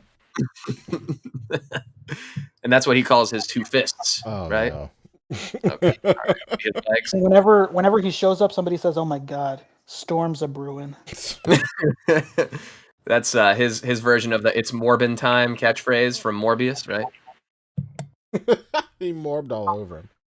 But yeah, finally the classic Storm Shadow that we've all been waiting for. Us G.I. Josephs. Wait, I'm confused. Did they already show this, or is this another Storm? I'm really confused. They may have shown it. They may have teased it, but this is the first render, I believe. All right. So it officially went up for pre-order. Is that what happened with this? I believe not. Maybe. Let's see. Yeah. So that's part of the retro line. So this is going to be part of the Walmart exclusive retro line. This one here. All right. Well, this looks very, very good as well. We'll recap the pre-orders afterwards too, because this is just the stream recap, and then I think there's another post that's just the pre-orders. Gotcha. Okay. So up next, some new comic art homages. I think just new comics in general. This is a reissue of the G.I. Joe comic from the 80s or whatever.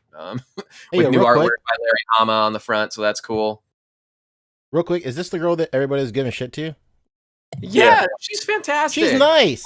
She was on the Power Rangers stream, and she's nice. What the fuck? Yeah. Chill out. Yeah, she knows what she's talking about, and she moves. She's a good host. She's moving from the topics well, and she's just grasping for straws when it comes to doing segues, which I relate to. What she's got, man. Relax. You ever try hosting a stream? It's rough. She seems to be not only excited about the product, but knowledgeable and upbeat, and I really don't understand what the deal is with the hate that she gets. I don't get it. I mean, this is where the G.I. Joe fanhood starts to show their boomerdom, because it's yeah, that could be part of it. Yeah, I guess so. As we said, as I commented in our chat, any amount of woman talk is too much, is just a terrible point of view to have. You people need to shut up. But anyway, Tiger Force, hey now. Oh, okay. This is cool because they're giving us that Ram cycle again, a new Duke in Tiger Force colors, and the original Tiger Force Duke figure in the retro O-ring line had weirdly brown hair for some reason. He just Duke had brown hair for that one release, and it wasn't ever explained. Maybe it was a mistake, maybe whatever. But they decided to go ahead and give him the blonde to match, the accurate Duke look, even though it's that Tiger Force redeco. Right, yeah. So I'm almost there. But yeah, I still have the what was that, Breaker that came with the first version of this fight. That shit's sitting in my office. I've never brought it home. I need to bring it home. Yeah, got It's a couple good of bike. critters in my office. Yeah, it is. I mean, I took it out the package. It's set up in the office, but I just haven't brought it home yet. I've had that figure since it originally released, and I've never opened it. I've never fucked with it. Now's Still your in chance the for box. another one. Oh, Brian What? in the Tell me chat about is what? saying that she had no idea about G.I. Joe before she started with the team. So I have no idea even about before- Joe either. Joe, baby. Yo, right? Yo-eyed. No, that's what I say in Spanish when I'm leaving the room. Yo, go. Stupid. Regular Peggy Hill over here. Excuse me. All right, so redecoed Duke and a redecoed Cycle. Yep, very cool. But that's not it for. Oh wait, here's the Blue Wait, there's Ninjas. more. Ooh, Blue Ninjas. A little Blue Ninja builder pack. We got a Oni mask. We got a Kitsune mask. Very Did it look cool. like this in the show? Not Tough to 100%. say. These are like classified designs because they're kind of modernized, Good. I don't- texturing. This is a redeco of the girl from the G.I. Joe movie, if I can remember correctly. Let's go. Mm. Let me tell you, Yeah. man. When everybody was bugging out over those other red-ish army builders the other year, I was like, these look cool, but like, I have no attachment to G.I. Joe, so I'm like, all right, these are cool looking, but like, I'm not gonna army build these. But these are like just cool enough looking to where I'm like, all right, tight, maybe, because these look really tight. Yeah. Yeah, a lot of people saying that, including Sonic Rockman X, friend of the show, he's saying that these ninjas in general are better than the Marvel Legends hand ninjas too. So, Oh, without a question, without a doubt. and yes, the female ninja is like a kind of a debut sort of figure. I guess these are based on the comic too, but the sculpt of it is from one of the movie figures, the Snake Eyes movie. Yes, that's what Very Brian cool. Murphy I like was the saying. masks. I like how they're The masks make it. obviously you can tell what they are, but they're that modernized, classified style as well. Yeah, I would say like the head sculpt that they have on it right now, like, is very distinctly G.I. Joe, but the inclusion of the other masks is what really opens it up to basically any other line. Like these could just be generic ninjas for literally anybody, which is great. Very sick. And look who showed up to promo on the entire G.I. Joe Wow. audience, if not Sergeant Slaughter. Dang, squeezing in time between local cons. That's right. Hell yeah. To debut the first ever 6-inch G.I. Joe classified official Sergeant Slaughter action figure. You heard it here first. It's never been done before. Here it Never. is. You've all been waiting. I'm sure nobody since then has filled in the need for a Sergeant Slaughter on their G.I. Joe team with other means. So here you are, finally. You've been waiting, I know it. Hell yeah. He's fucking jacked up, brother. You gotta be. You think that's something he requests? He's like, I'll let you have the likeness, but let's talk muscle. Maybe that's something he baked Hat in and like the glasses and 80s. whistle, so you're gonna be able to get all kinds of looks out of him. Hell yeah. Could you imagine this guy like writing up the contract in like the fucking 80s? Like, you guys can make action figures of me, but I gotta be fucking yoked every single time. Yeah. I'm not trying to be tubby, pal. I came into the stream, I think, when they announced this. Did they show any like version without the hat or anything like that? They said it was removable, but I don't think they showed it. Okay, all Or right. maybe I think they showed it on the physical prototype. I don't quite remember. Maybe they did show some prototypes. No, that's a different hat I'm thinking of. That was this guy's hat. Oh, man, that's the swashbuckler. Yeah. Still to come. They said it was removable though, so I'm sure it will be. And this is just like clever reuse of like their existing like fatigues and redecoing them and the boots and everything. So Listen, bro, when Sergeant Slaughter came out as the figure as a kid, and the his tank and shit, that commercial with Sergeant Slaughter with the tank, and I remember that shit like yesterday. They had Sergeant Slaughter punching like a row of like Cobra 2, like he punched one and knocked all of them down and shit. Oh my god, G.I. Joe commercials were fucking lit. That's really the origin of fucking A.C.B.A. really at the end of the day. Super Pretty good. inspirational. Speaking of jacked up mustachioed men, we got what's his name? Recondo? Hold on, we're gonna glaze over all the Valaverse jokes. No, nobody. Oh my bad. Yeah, I think it was my friend Travis was saying too. Like Sergeant Slaughter is like his own thing, you know, right? He licenses out his own brand to these companies. I think even though he was a WWF wrestler, I think Mattel and WWE have to like come to him on a separate deal to do his action figure. So the one that they did for Comic-Con, or it was intended to be a Comic-Con exclusive, but it was like on the retro card. And there was like 2 versions of it for Mattel WWE. And then on top of that, he did the Valaverse 2 figures, and now he's doing this. So he's getting his money. His estate is going to take care of it well. How old is Sergeant Slaughter? He got to be in his what? He is up there. Yeah, he's in his 70s. Like he's probably like not as old as Vince McMahon, then close. My dad is older than Sergeant Slaughter. Fuck. 73 years old. Dang. And Iron Sheik is 80. Jim Duggan 68. Hey, shout out to Iron Sheik, who takes every opportunity to say "fuck Hulk Hogan," like every single opportunity. Have nothing to do with Hulk Hogan. He was like, "Oh man, Elon Musk by Twitter, fuck Hulk Hogan." All right, man. That's one way to celebrate. Listen, I'm waiting more than anything, and this is what will get me into G.I. Joe. If they ever, I don't even know if he was on it, but if they ever do a Jesse the Body Ventura action figure, I'm so here for it. Yeah, Slaughter's going to be 74 in August. Yeah. Talking about Governor Ventura? Yeah, when I was governor of Minnesota, I made sure that I had the maximum number of action figures put out of me, and it's a conspiracy that now I don't have any.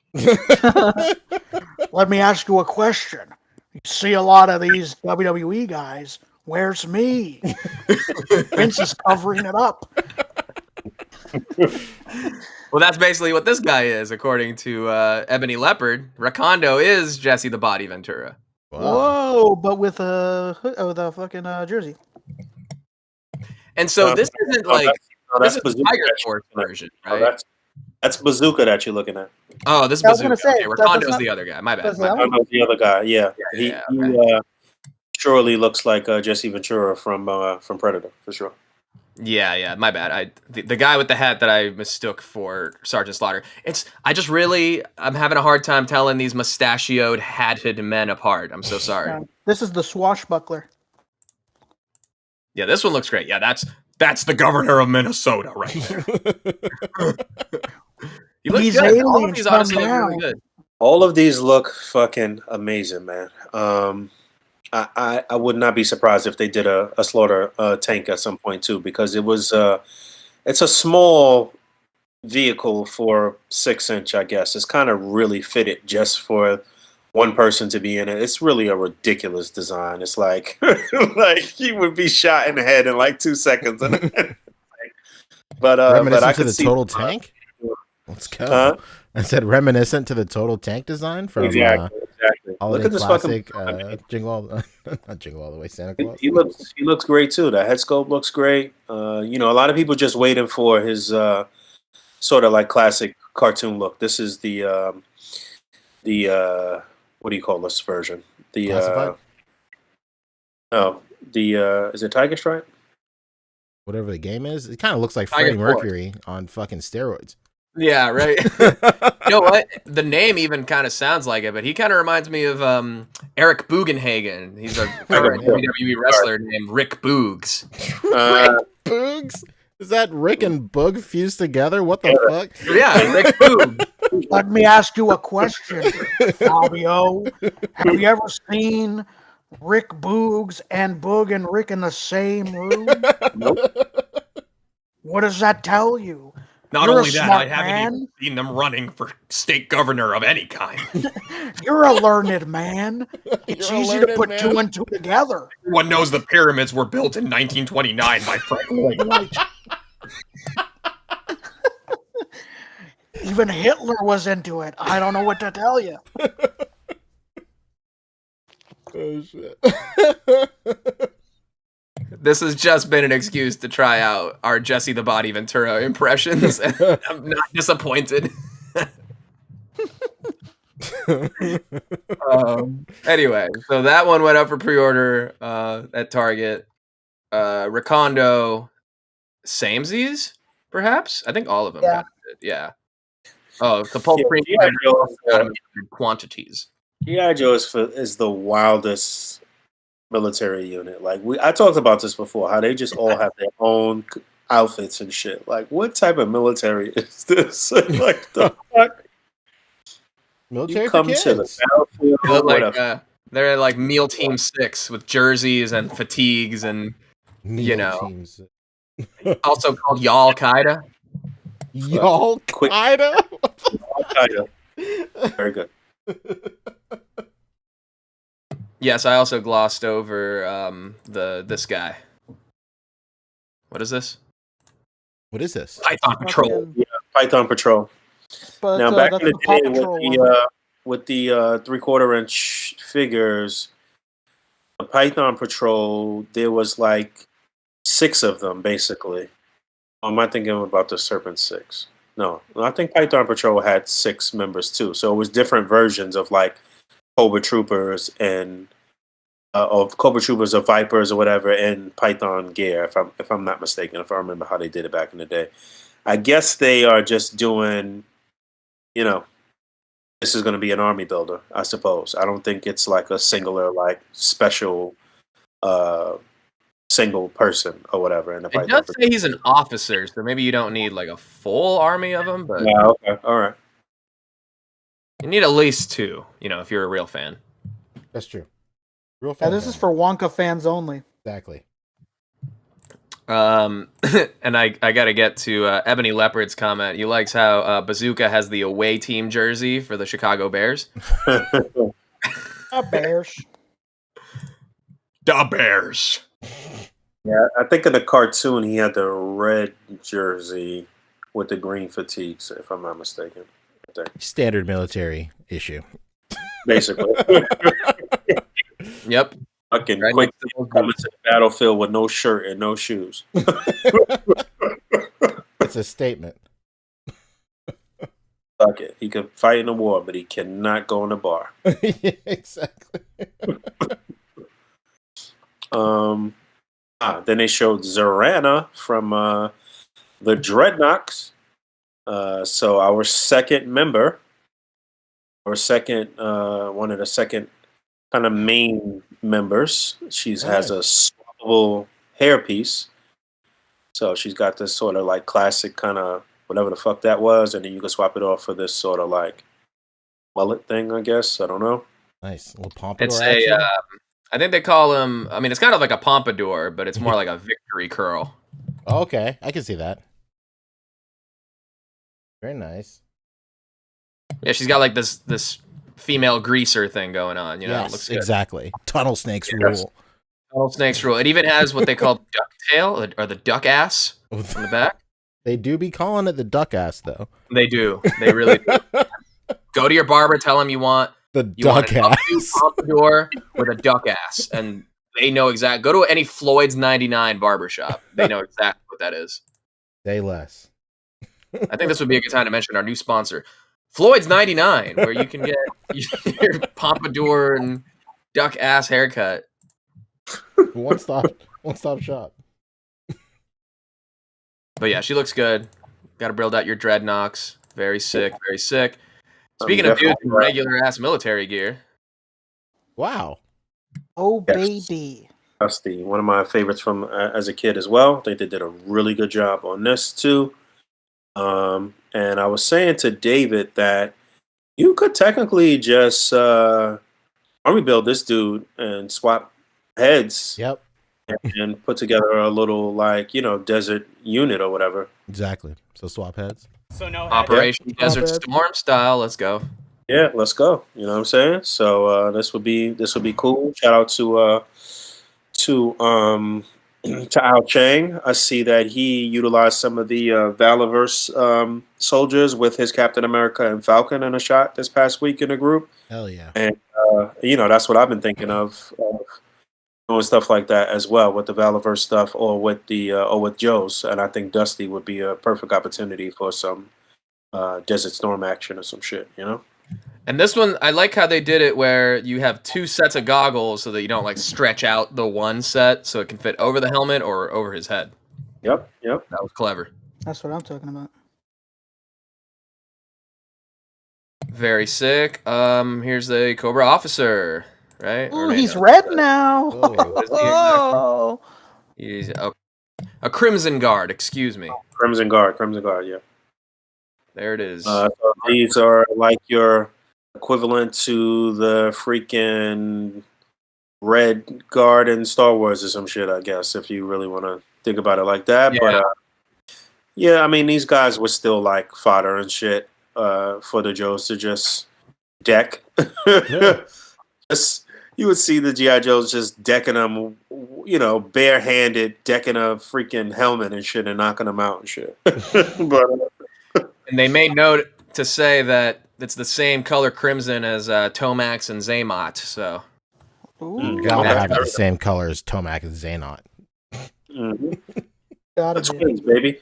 They added the sword. That wasn't something that was on the, at least not on the cartoon design. I'm not sure if it was in the comics or not back in the day or whatever. But the sheath for the sword is removable. You can have them with the sword or not or whatever. So I thought that was a nice touch.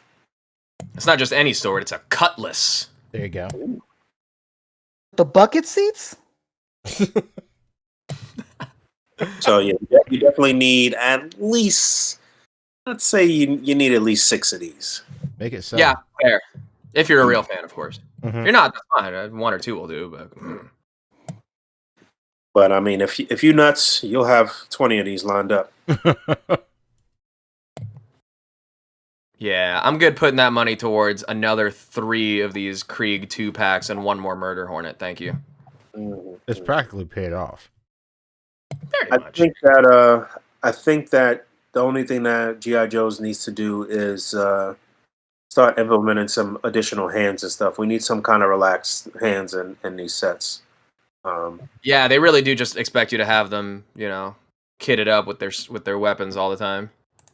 Yeah, definitely need some relaxed hands in there. Some fists and some just relaxed open hands with the fingers kind of close together and shit. Just for a little more playability and shit when they're not at Total War on your shelf.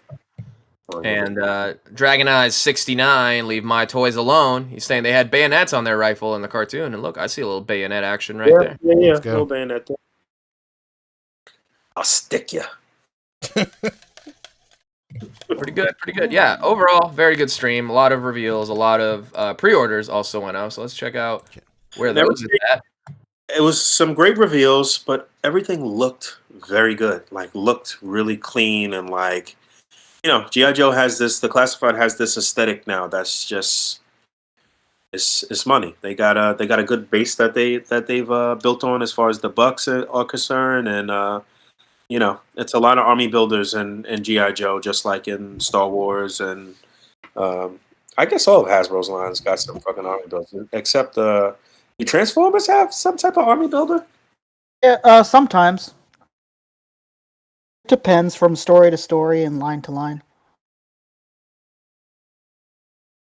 I think I saw an article this past week.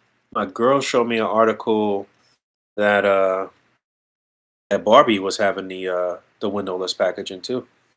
Whoa. I was looking for Barbie scaled beds this week for my Boji, because Boji's kind of like out of scale. He's kind of big, but I was thinking like a Barbie bed would be perfect. Has nothing to do with the conversation at hand, but So Barbie bed. Barbie. So no Barbie bed? says bed. You know where's your best bet, Poncho? I know that you don't like going there because you say you don't do well there. You Uh-oh. said that it's like a dump. Oh, the And I thrift. believe you. I believe you.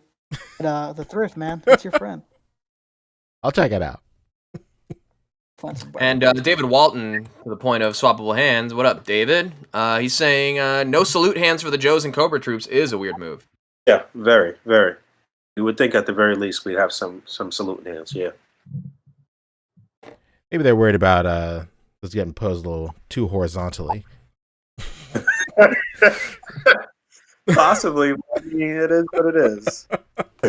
Very funny. Yeah, no, for sure. All right, so Zorana, Crimson Guard, Dusty, all available on various toy retailers. Boom, boom, boom. We firm grasp of the English language over here, y'all. Firmly grasp it. Well, sometimes I do it on purpose. I don't want to, again, reveal too many secrets, break kayfabe. But sometimes I mispronounce my worms. Worms, you say? Tiger Force stuff is all Target exclusive. Limited quantities went up on the Pulse. So, hope you got them. Yeah, great stream from the G.I. Joe team. Toxic energy from the crowd as usual. Love it. Keep it coming. Everything's in unison. Well, if they're not complaining to Target employees, what are they doing? Shout out to all the guys that make posts saying that they harass Target employees and they think it's some sort of a high five moment. True. So you should be ashamed of yourself. A special Somebody shout out to the handful of people that posted pictures of them trashing the toy section in Targets when they couldn't find G.I. Joes. Oh, and one little extra shout out to people that have YouTube channels that trash the toy section and then just leave it at that. That's great. That's And awesome. quit lifting up those shelves. Okay, there's nothing underneath those Target shelves even worth looking for. It's just old packs of Pokemon cards that people long stole the cards out of. This isn't 2011 when Boog was doing that and finding legends. Yeah. It's usually just like dumb things now. It's like you said, it's empty Pokemon packs or like little blind boxes or Hot Wheels. Like It's Starbucks coffee cups for me at my Target. what I'm talking about. Could you imagine being at Target, not seeing a trash can, and just going, lift up the shelf? Yeah, right? Like, what the fuck?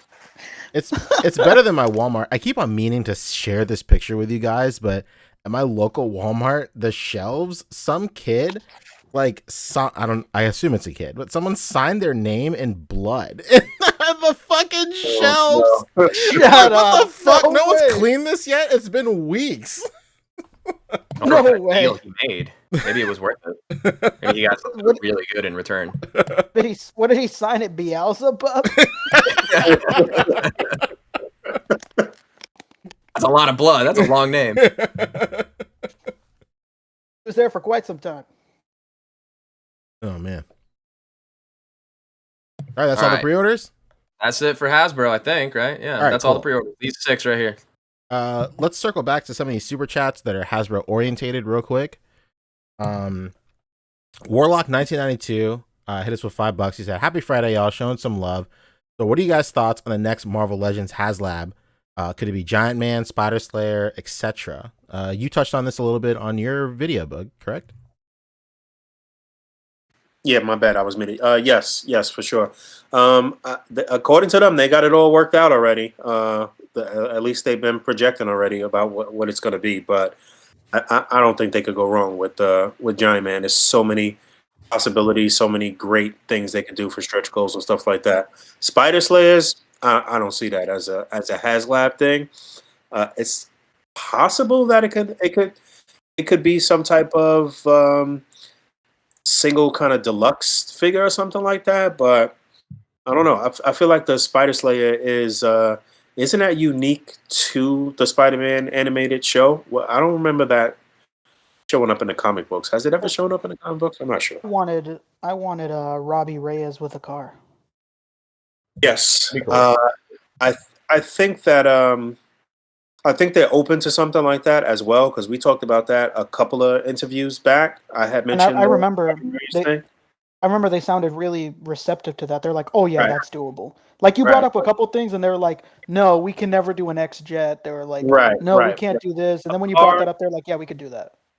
A 1/10 kind of scale car, they could do that. They could do that, and with doors that open, and maybe the roof comes off, and you could put the people in there. They could make that happen. I could see that happen for sure. And stretch goals would be easy too. You could just do a bunch of civilian versions of the Ghost Rider characters. You could do different Ghost Riders. You could do Catch. You could do You could Blaze. do a bike. You know what I mean? You could do a The car. bike. You could do a bike as one of the stretch goals. Yeah, a whole Ghost Rider thing would be pretty lit. No pun intended. You know, The anniversary for Ghost Rider coming up, because it's the same with the Sentinel, and then now with Galactus, they have to like have things to release in the year as well. That's going to go with that big HasLab. Correct. These House and Powers then of X things for the Sentinel. They're doing more cosmic stuff closer to when Galactus starts coming out, no question. So, more Fantastic Four. I'm gonna go out on a limb right now and say that it's absolutely going to be something Avengers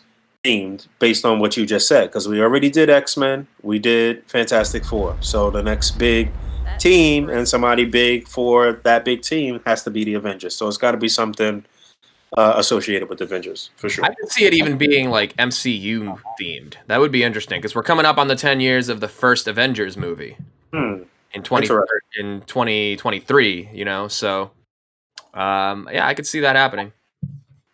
I mean, maybe they might throw you for a loop, and that would be another one of the stretch goals, just an MCU Giant Man as well. Yeah.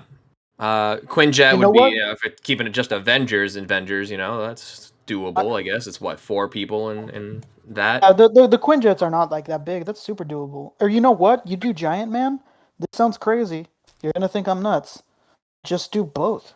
Do the comic with the movie. That's the HasLab.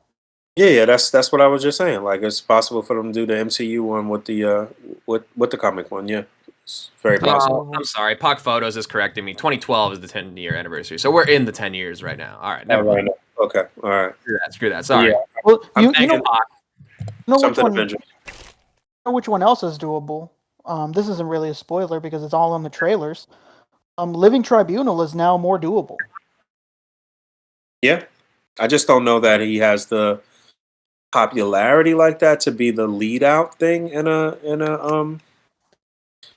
HasLab project. It's got to have. I thought the same. We don't know what type of what capacity he's going to be. Like, it could literally just be a second.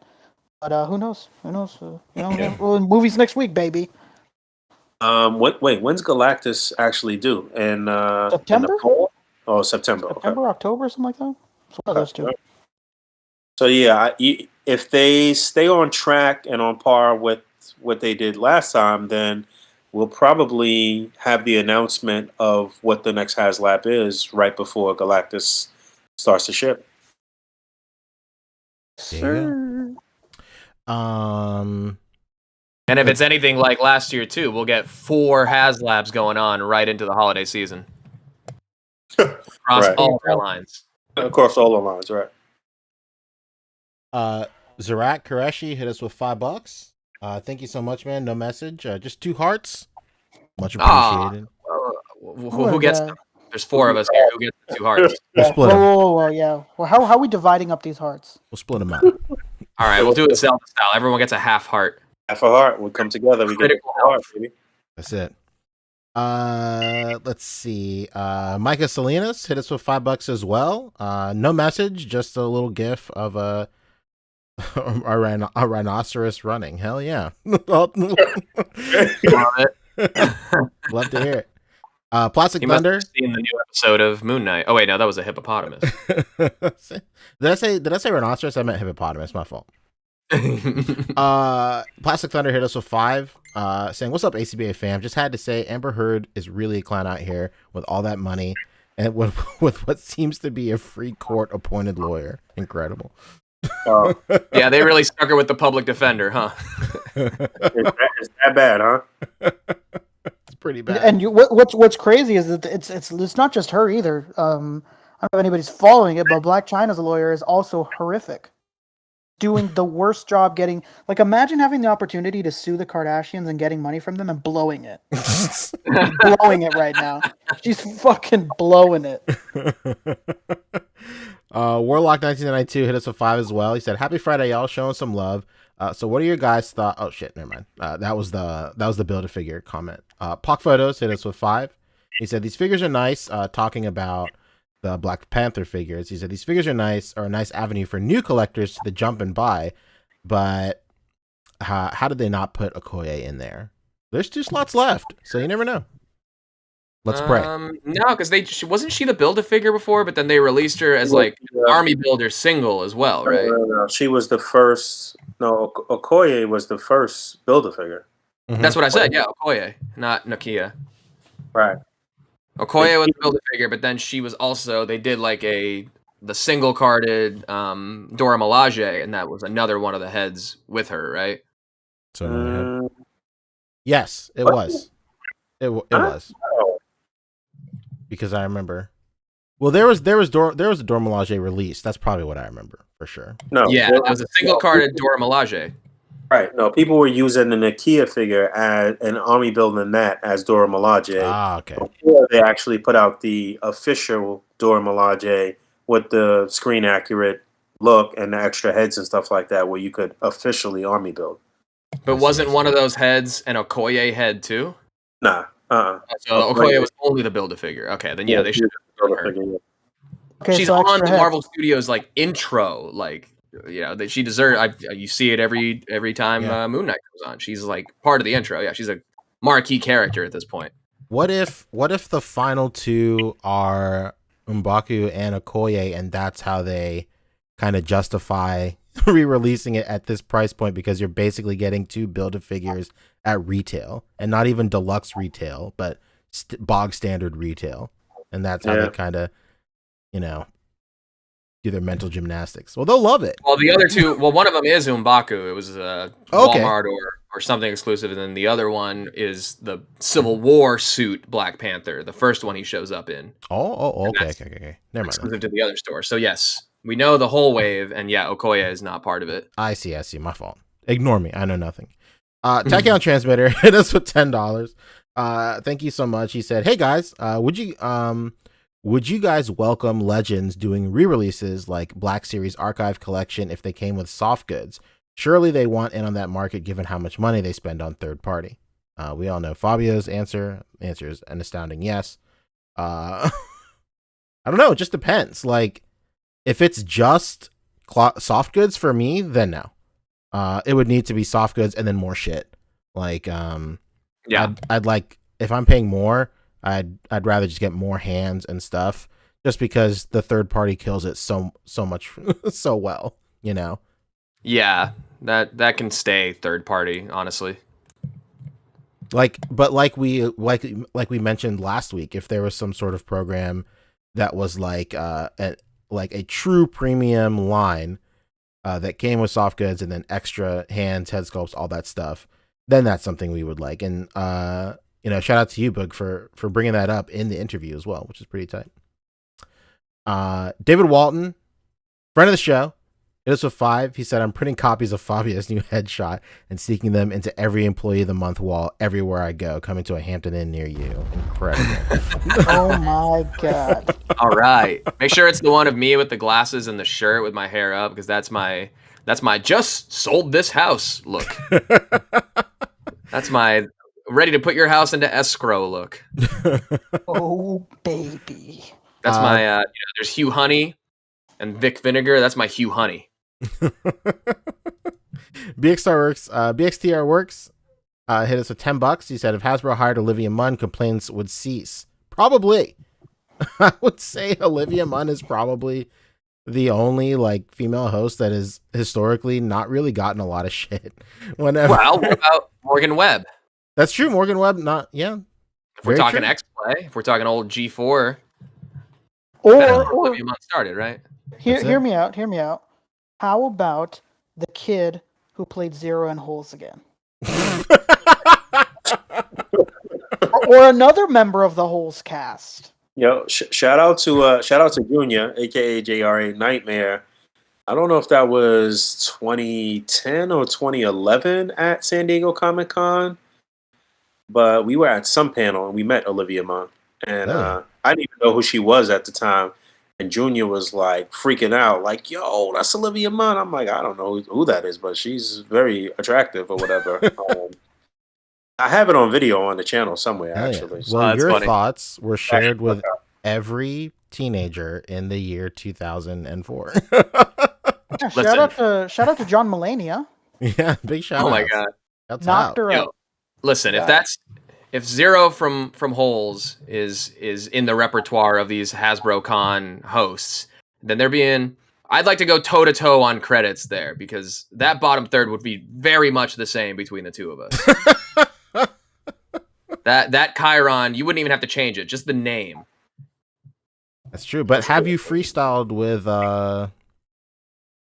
even Steven guy? What's his name? Shia LaBeouf? No, but I have a picture with him. So again, we can go toe to toe for credits on. Yes. I have friends who went to his acting school or theater Incredible. workshop, whatever he did. It was weird. He told me his words. It was weird. Blake Kwame hit us with $5, saying, just showing some love. Thank you, man. Hell yeah. I'm in, Thank baby. you, Blake. Long-time friend of the podcast. And then he hit us with $2 more to say Okoye is likely a Pulse army builder. Would make sense. Oh, you're talking. Just come with a bunch of different heads, so different heads. So no head. Heads. Who different Okoyes? Yeah. That'd be the move, Yeah, for thank you sure. for the correction on that, because we did get a little confused there.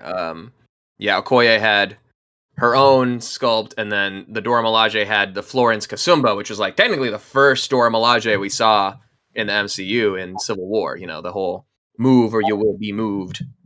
Nice. Fantastic. Yeah. And I was like, she a boss bitch. And then they kept her. I'm so glad that she was back as Dora Milaje for the subsequent movies. Let's go. Good. All right. Next up is SHF. I guess just go to Instamashi. They should have all the things there. I think I just ate some ramen from them the other day. There you go. Let's see. So, the news for SHF is, first of all, they showed off and pre-orders went up for this Buzz Lightyear. So it's right up there. Not only did they go up, Pancho, you're leaving out a very small detail. Maybe an sold important detail. Okay. This sold out immediately everywhere. 3 minutes. I looked. Yeah. And Big Bad Toy Store, I don't know if you saw, Big Bad Toy Store today went up and it sold out in less than 10 minutes. Really? Dang. Holy Crazy. cow. It was funny. You know, Elvis, shout out to Elvis. He put up his affiliated links. He put up the link for Buzz Lightyear and he was like, shit, my bad. This thing already sold out. Yeah, man. That thing sold out really fast. I don't know what's up with this Buzz Lightyear, man, but people are going crazy for this shit. Dude, he looks like a StarCraft Space Marine. He or just really a does. 40K Space Marine.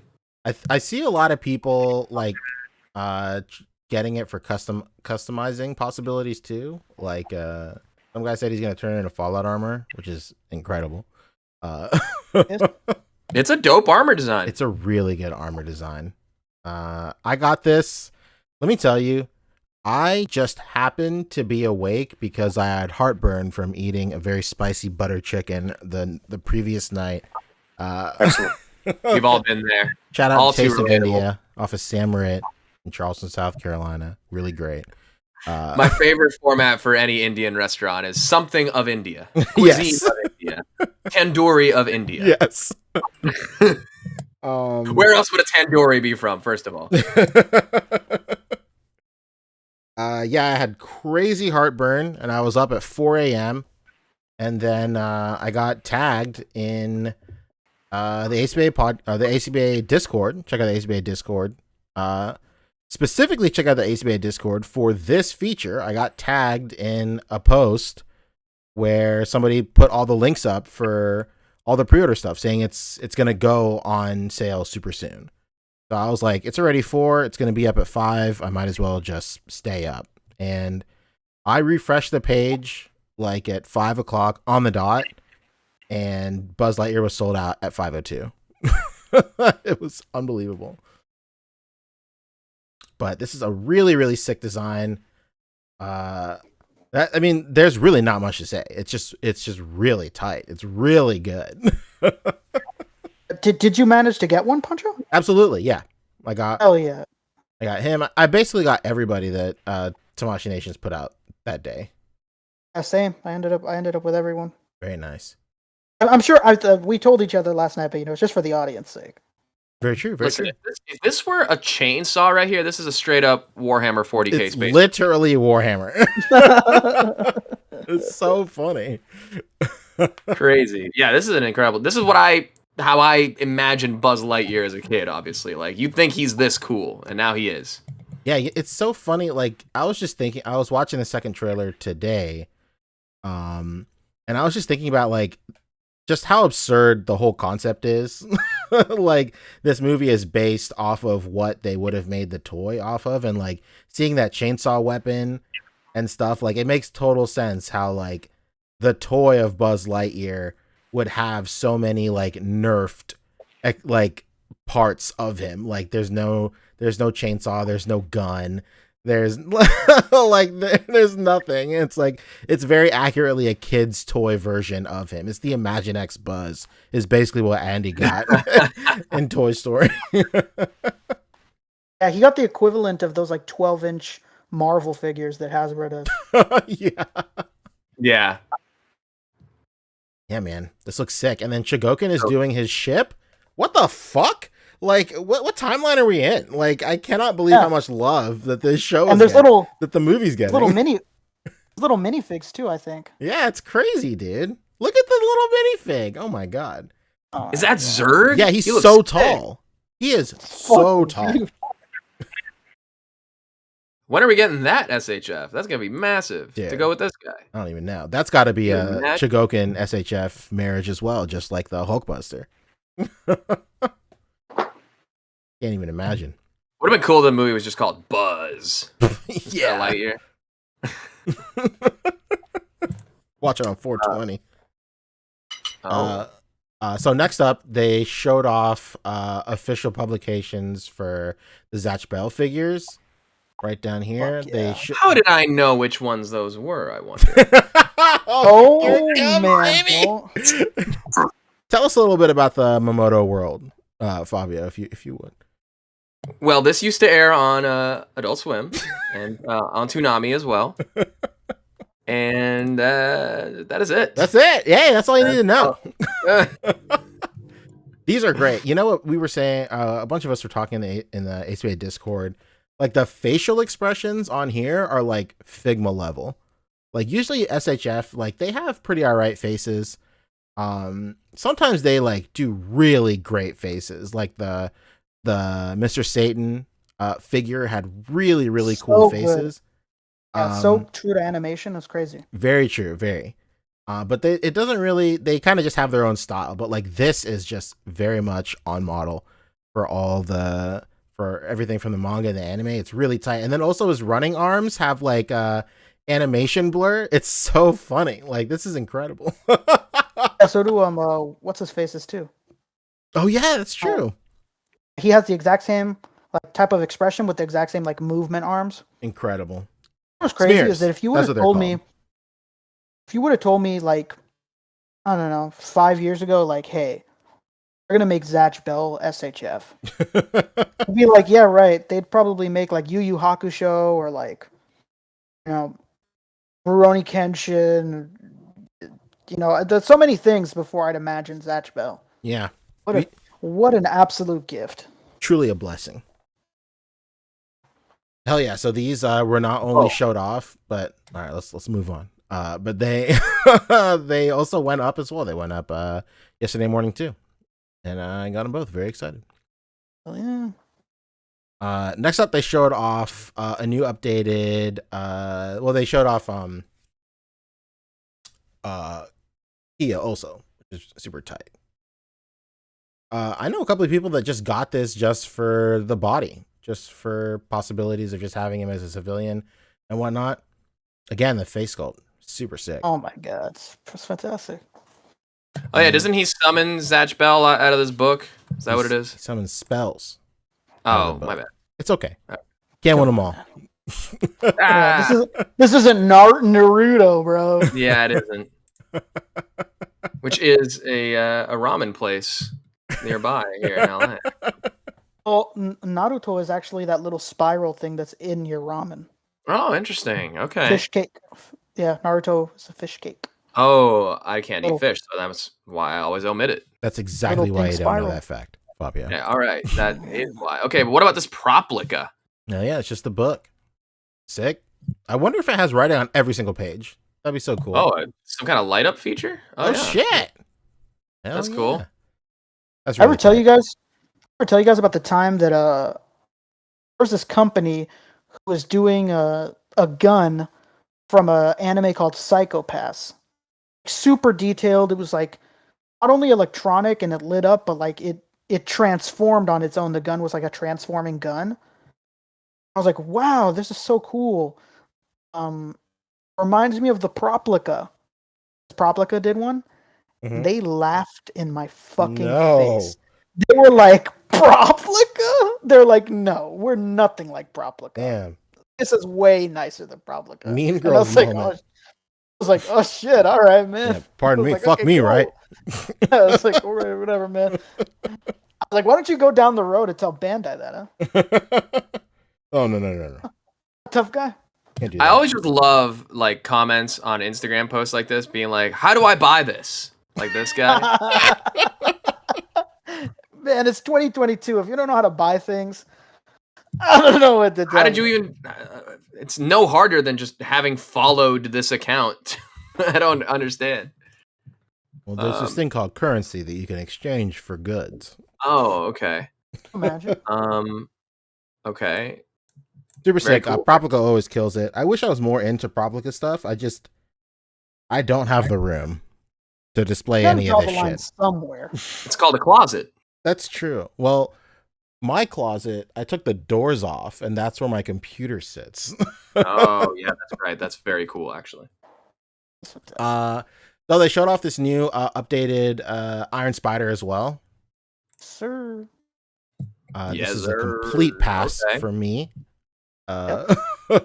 They did update the lenses. I think it comes with new updated lenses, more akin to the Mafex release, and then it has like a matte finish, opposed to the other updated one they did last year, which had a more metallic finish as well. So this just seems like an extremely minimal upgrade. Super easy pass. If I want to implement Fabio's method of mental gymnastics, also big shout out to Cap Lives. He also trains under the same dojo as well. I can skip this, and I've basically saved $80. I can put it to another figure. So There you go. in my mind, I'm a millionaire because I've just passed on just tons of houses. And... Exactly. See, that's a good attitude. That's why I buy lottery tickets, but I never scratch them off because then I'm always a winner. That's very true.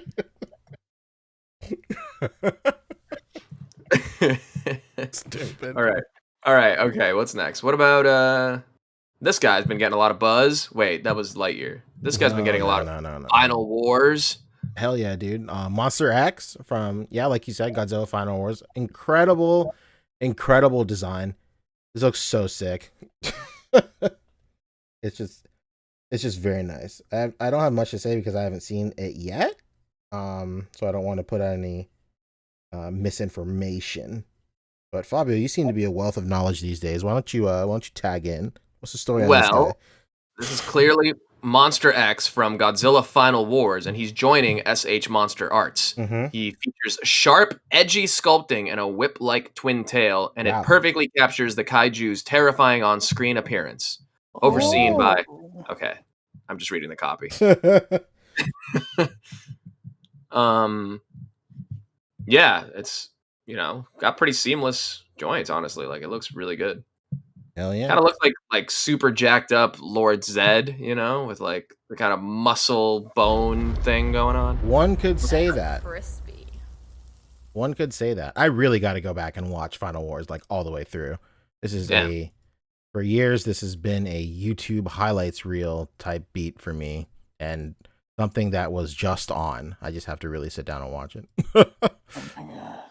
Fat Man hits us with 5. He's saying he's buying that Monster X for sure. So many people are sharing that same sentiment with you.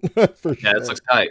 Looks really cool. Monster Arts is really eating lately, for sure.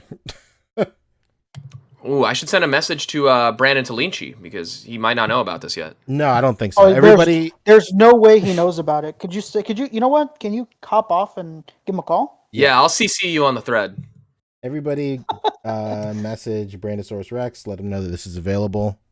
He'll really love it. Yeah.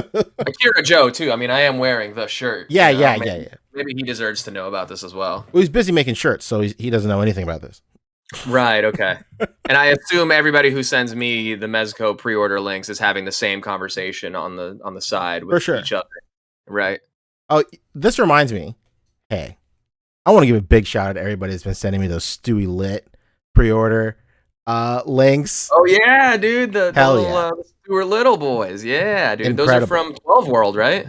Yes, it's Animal World or some shit like that. My friend Animals, whatever. I can't thank you enough. Hell yeah, man! It's so great that people thought of me whenever those things popped up. Those things have actually been available for like a year now. I guess they had a second production run or something like that. Pocket Animals is what they're called. Let me tell you. Animals. But yeah. My wife is basically printing divorce papers right now in preparation. If I get this thing, she hates Stuart Little so fucking much, and I cannot wait to get this. And it's basically test her. She's getting half of these Stuart Little figures. But yeah, man, I'm super excited that everybody thought of me and tagged me in it. I was getting tagged left and right. People were sending me DMs. It was awesome. I'm just really waiting for like someone in the US to get these, you know, like a store like 5K Toys or something. 5K will have it. Somebody, please. I really just don't want to wait for shipping on these. I just want them now.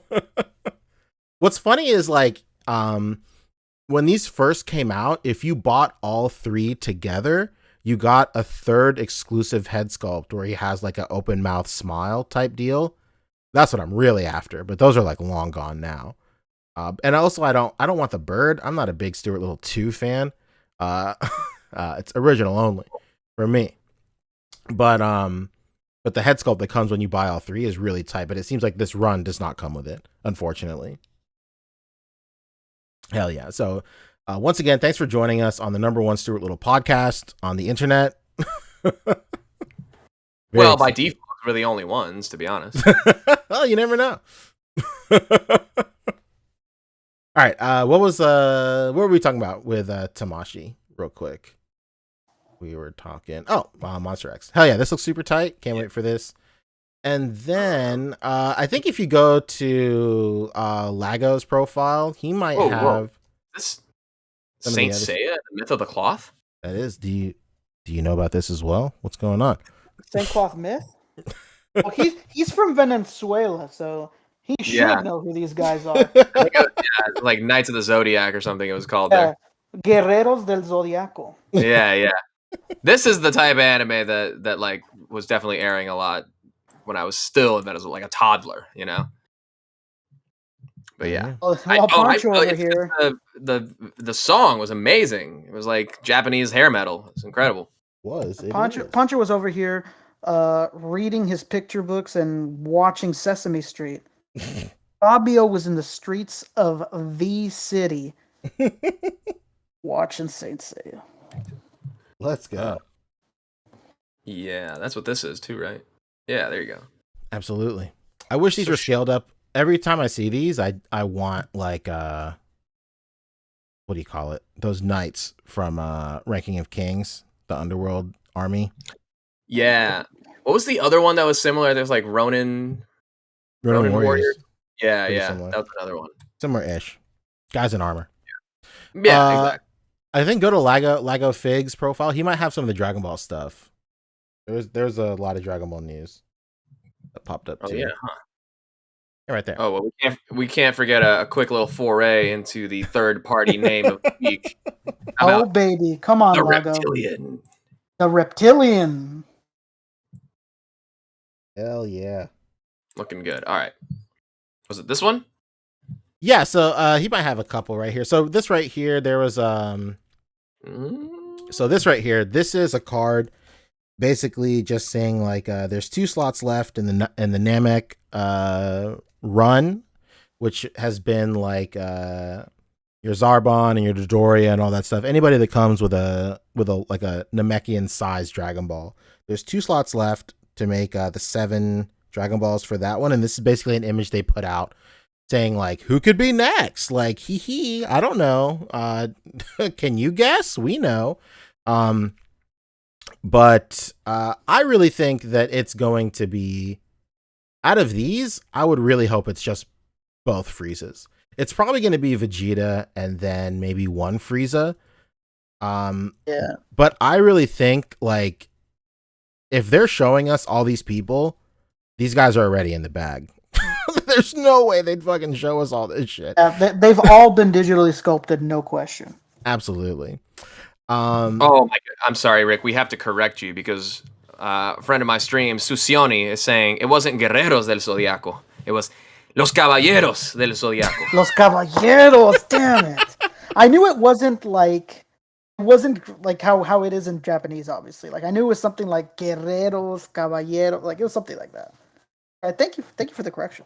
Yeah, thank you, Susioni. Good to see you, bud. And Punker Mike is saying Mouse in the Motorcycle is greater than Stuart Little. Oh, there's no question. For sure. I like Stuart Little if we're talking mouse characters that need to be made, I'm waiting for some The Secret of Nim. Ooh, where can we get those? How about a little Fifeful? Oh, Fifeful? Okay. A little Fifeful? Jewish mouse, Yeah. baby. Shout out to all the Jewish mouses out there.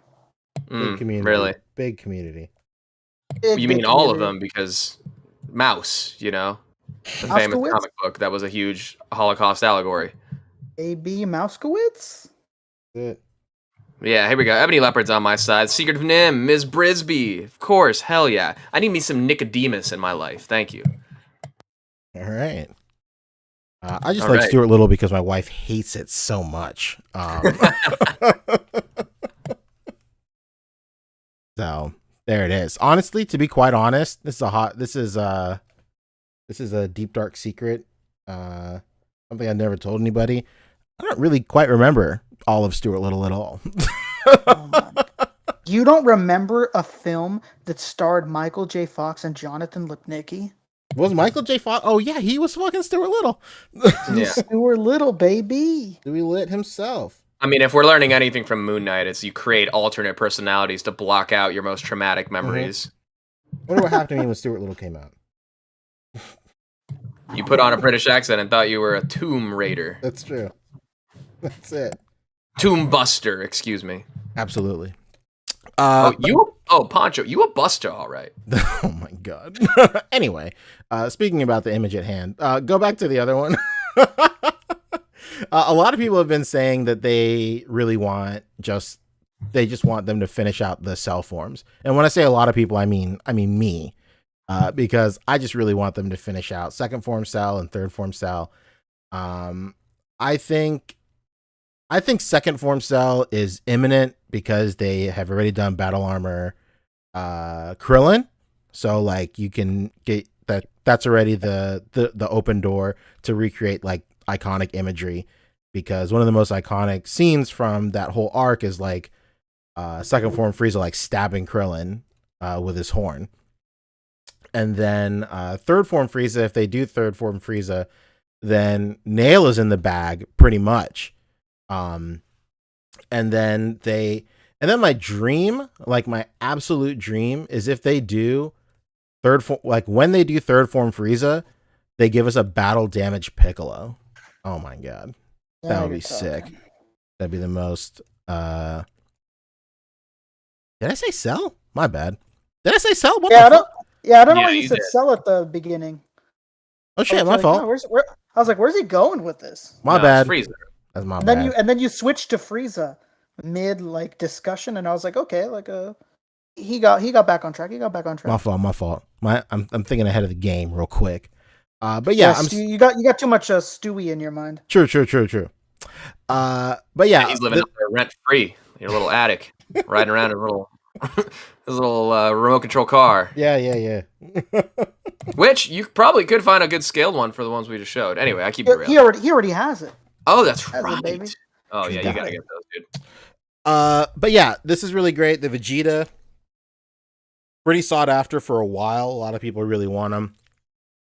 I think that's in the bag. These are all in the bag. I think like if there's any two that we might not get, it's probably Zarbon and Kui.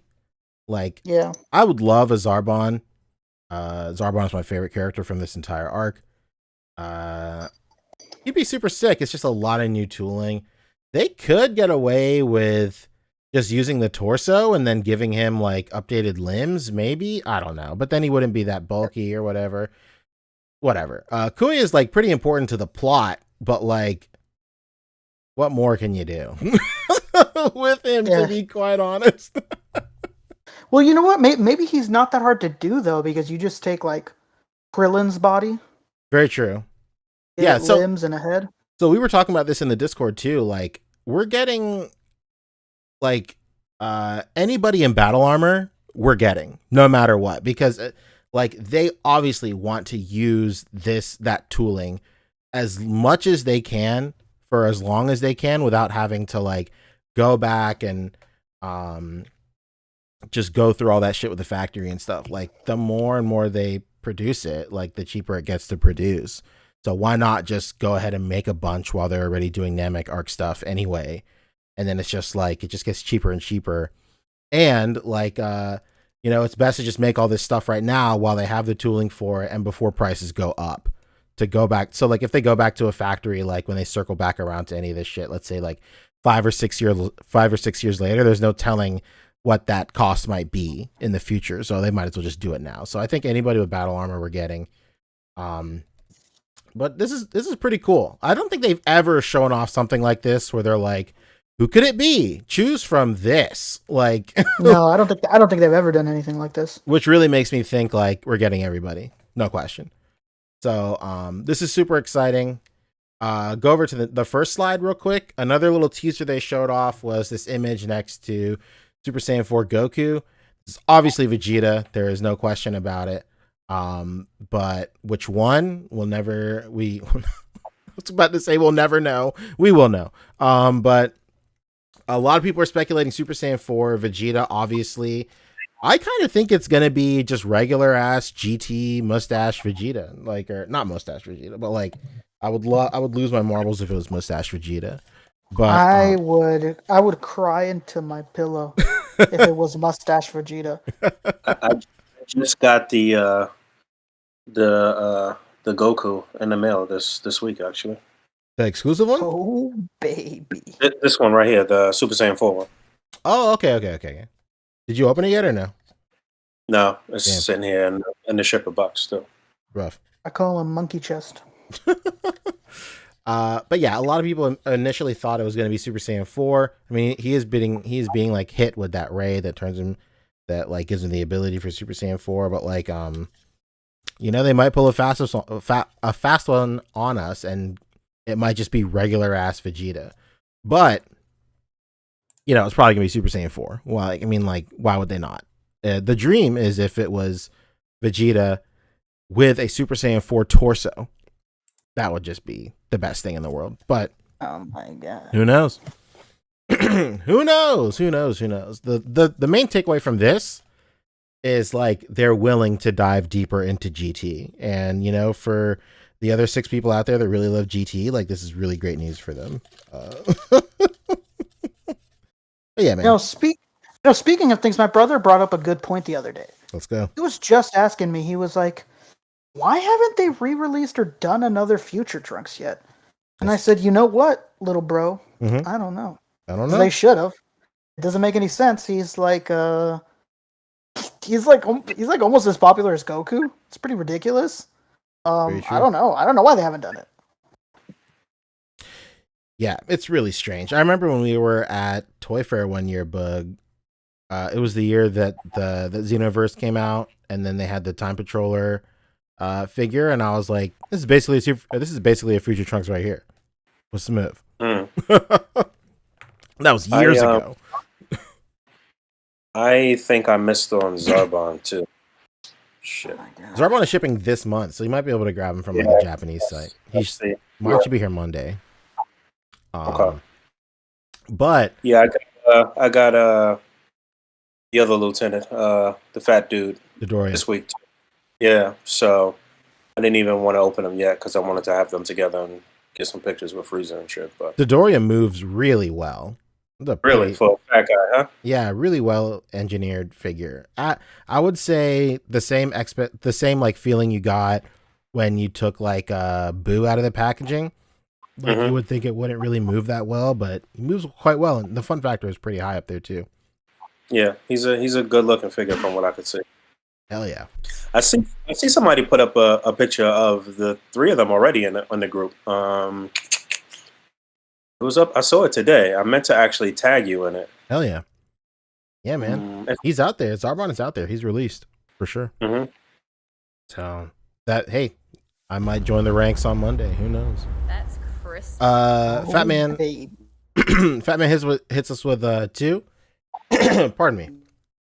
He's saying we need a figure of Trunks from the BoJack movie. Hell yeah, for sure. A sleeveless vest. Let's go. That's crisp. Warlock 1992 hits us with 10. Hits us with 5. He said, "Bro, when are we getting figure arts of Kid Buu and Janemba? Shoot, they're gonna make a farmer with shotgun before them." Yo, you jest? I would lose my fucking marbles if we got the farmer before these guys. I genuinely want the fucking farmer. I think Kid Buu, they'll circle around like how they're focusing on Namek right now. I think they'll do a full focus on on Buu arc stuff. I kind of think that they are waiting to perfect the kid body, like how we saw with Chaozu, and then they'll circle back around to Buu, and then they'll give us Goten and Trunks figures with that, and that'll kind of help fill out the roster from that arc. And I think Janemba is honestly the next like Fighter Z reveal, because Fighter Z is like its own like kind of offshoot line from, it's still SHF of course, but like they have their own set of like reveal rules or whatever. And I honestly think Janemba is the best. A Janemba figure being revealed, the best avenue for that is through the Fighter Z like subline or whatever. But this is all super exciting, man. Truly a renaissance era for Dragon Ball figure collectors. We were talking about it in the Discord, and we say it on the show all the time. Like Tamashii Nations and the Dragon Ball line is like consistently one of the best lines for like collectors out there. They just keep on giving us shit that we want. It's crazy. Yeah, and it all looks very good too. Yeah, it's unbelievable. Is that how? Yeah, San Diego Comic-Con is going to be very interesting this year. I think their display is going to be nuts. Yeah, man. Like I wanted to throw this in because we mentioned it as far as SHF not having done this license before Zatch Bell. This is out from 5K Toys right now. hell yeah. Dawson killing it. Oh, Yeah, baby. dude. Dawson is like putting these guys out, dude. They have like all of the Yu Yu Hakusho guys in stock right now. Yeah, it's funny how Dawson works because you'll see a bunch of like pre-production images and you won't hear anything for like 2 or 3 months. And then out of nowhere, they'll go up for pre-order and then the pre-order will say like shipping at the end of the month. And you're like, what? What's going on? Was that Rumble Society or something? That's crazy, man. They're taking cues from Mr. Mez. Look, $46.49, pretty good, regular box. Or you can get the dented box, and it's $45.49. Hell yeah. Wow, we're going dense every time, baby. See, if you save $1 on 45 purchases, then you get a free figure. That's Let me tell you it. something, man. 9 times out of 10, you know, maybe even 9.5 out of 10. I'm going dented box. That's true. Yeah. I sent a picture earlier today about First Form Cell. People have have him out of the box, and there's like a lineup. So I know we said it when he was first revealed, but like First Form Cell is traditionally one of the hugest and tallest dudes in the villain roster. He's huge. Shout out to Dragon Ball Figures KR. friend of mine for a super long time. He posted this figure, and he was saying like, yo, is it just me, or is Cell tall? Like, I don't know. And like I realized that like First Form Cell really isn't drawn in the anime, of course, like depicted to be like crazy tall all the time. Like there are a few scenes where you see him next to like regular humans and stuff, but like for the most part he's fighting like Piccolo, and then he fights like Krillin too. It's kind of hard to like gauge his size, but like First Form Cell is fucking tall. He's like 11 feet tall. He's so tall. And I know I was worried about like his height when they first announced him, because I was like, if he's not tall, I don't want him. Like, of course I'll get him. I'm just talking out of my ass. But like but like You'll get it, but you won't like it. Exactly. Yeah, but, I'll get him, but maybe I won't double up. Or you know what? If I do, I just won't be happy about it. Yeah, I'll do it with spite. Complain about it to my wife for at least a week. About that. But you know, my fears were quelled, and they were calmed when I saw this photo. At least he's taller than Perfect Cell. And Perfect Cell also, to be fair, is criminally undersized as well. Like if we're talking like actual scale, like First Form Cell in this picture, this should be how tall Perfect Cell is. And then First Form Cell should tower over everybody. But like, you know, the SHF scale is like completely just obliterated. So like it is what it is. As long as he's taller than Perfect Cell, I'm cool. And as long as he's taller than Android 16, I'm cool. So I'm very, very, very excited and very happy about the way he turned out. He's huge. I cannot wait. Fantastic. Oh yeah. And yeah, that wraps it up for SHF. All right. We got a couple more quick hits. I don't know if we have any super chats related to SHF. Oh, we do. Yeah, I read them. No, I think you got it. Okay, cool. We want to address these sex bots? Probably not. No. All right, we can move on. Well, if you want to go to if you want to get the best cams, and you're checking out. Whoa, what? You got them right here, or at least I do. I'm the only one with mine on, apparently.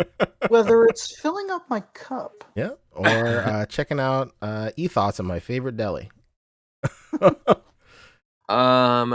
What's really interesting is that NECA put up a bunch of like announcements being like, here's a new thing, but it was stuff that was like all out during the Holothon stuff. So I guess now it's like just out for other retailers, where before it was exclusive to just Target for Holothon.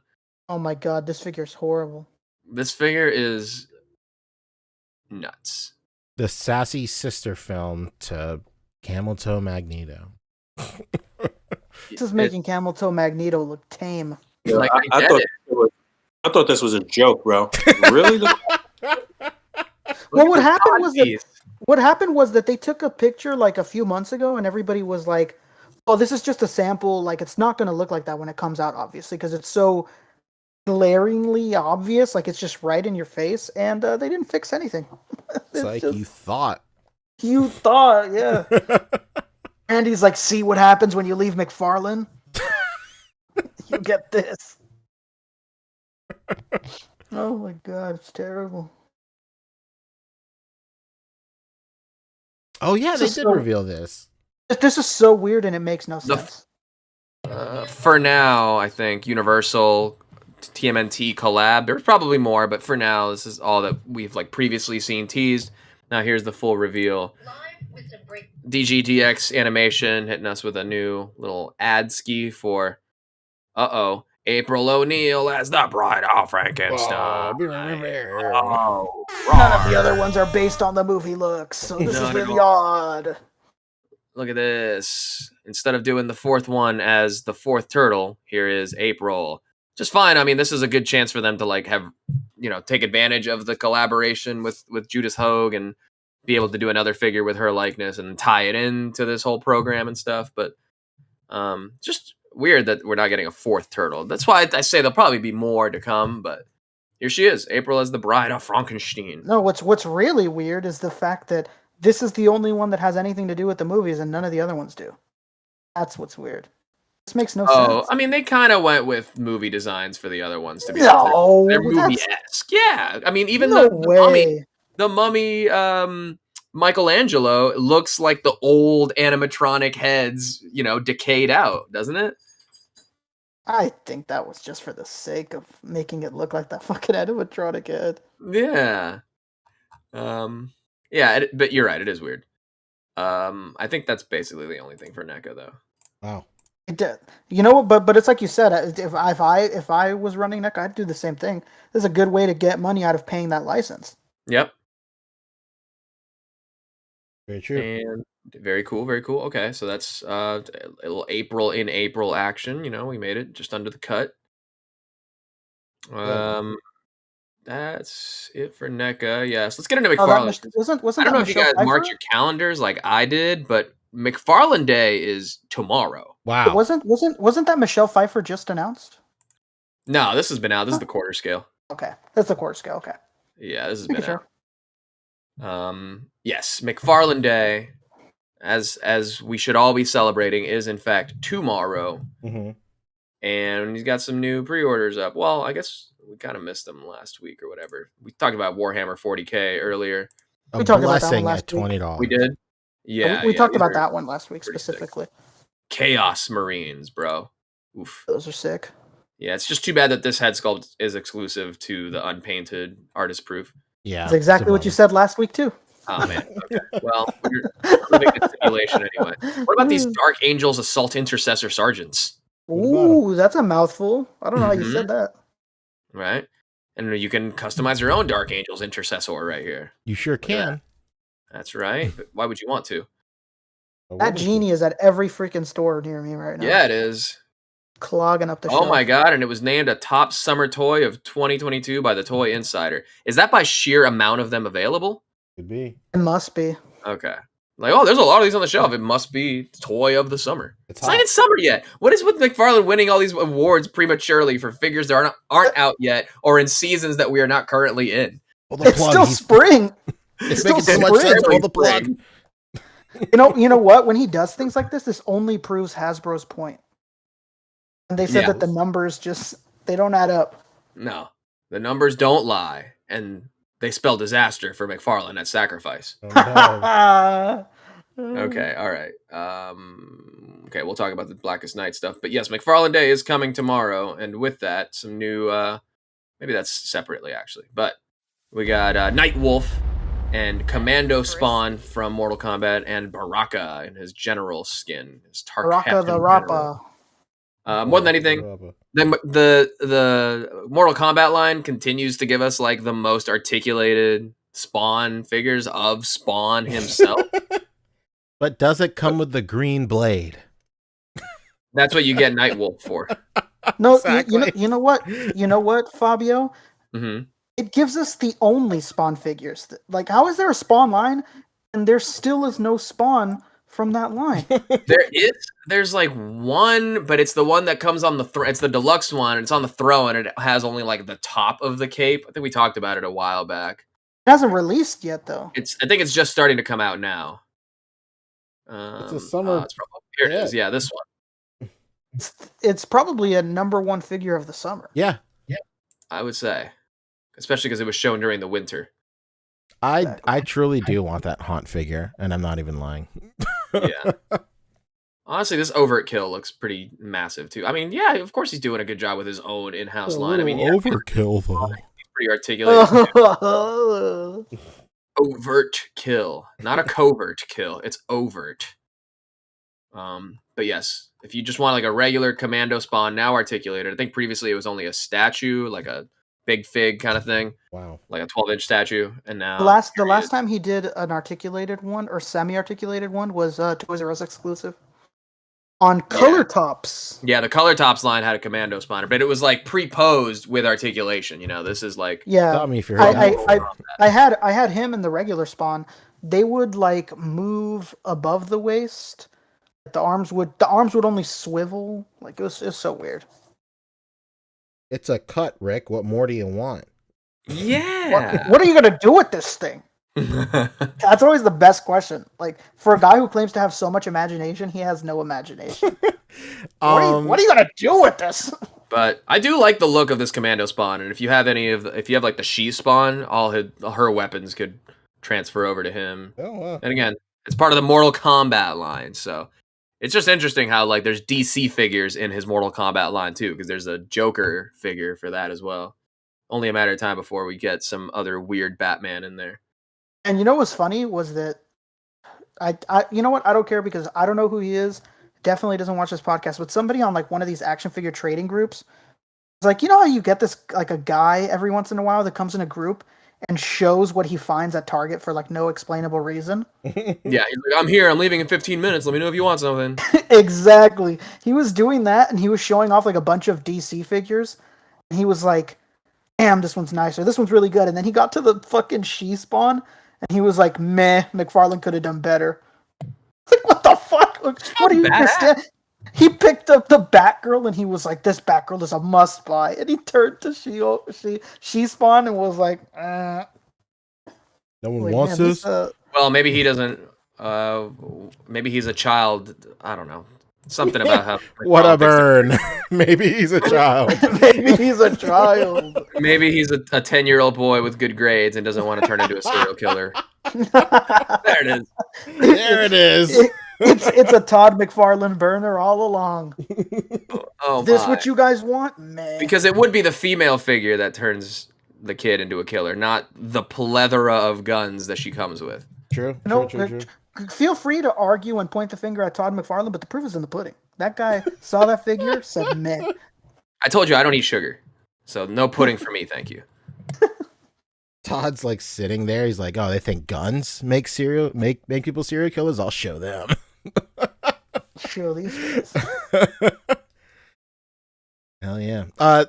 Shout out to Toy Shelf. I think he put up a video, and it's like highlights of an old ass Todd McFarlane video where he's talking about like how he created Spawn or some shit. I remember it because it looks like the intro from Beyond Belief Fact or Fiction. He looks like Jonathan Freaks or whatever the fuck his name is. Yeah, dude, that's how he intros every episode of the Spawn cartoon that he did with HBO. He intros it the same way. Not about that. He Okay, so it was from the Spawn cartoon. Al Simmons. Okay. Al Simmons is in this episode trying to find himself. Have you ever found yourself? What have you seen when you did? Did you see a killer come back from hell? He does those every episode. Oh, shit. Am I bugging, or is Todd like all gray? He wasn't all gray like last month. Am I bugging? Man, that controversy really threw his hair for a loop, huh? Could be. It reminds me of, do you remember this old show? It used to play, it's a British TV show, but I think it used to play on Adult Swim. It's called Garth Marenghi's Dark Place. Squeeze me? Have you heard of this? That sounds It's made like up. No. It's this old. It's from 2004. I had to look it up, but it's about like a guy who's like a horror writer, and he like creates this TV show, but it gets canceled after a few episodes. So the premise of the TV show is him like recounting the story of like the actors and like the commentary, watching the old TV show while it like also like intercuts with it playing. And the intro of the show is just him being like, I'm Garth Marenghi, writer, also actor, visionary. Like he's just like got all these superlatives that he wrote for himself. It's so funny.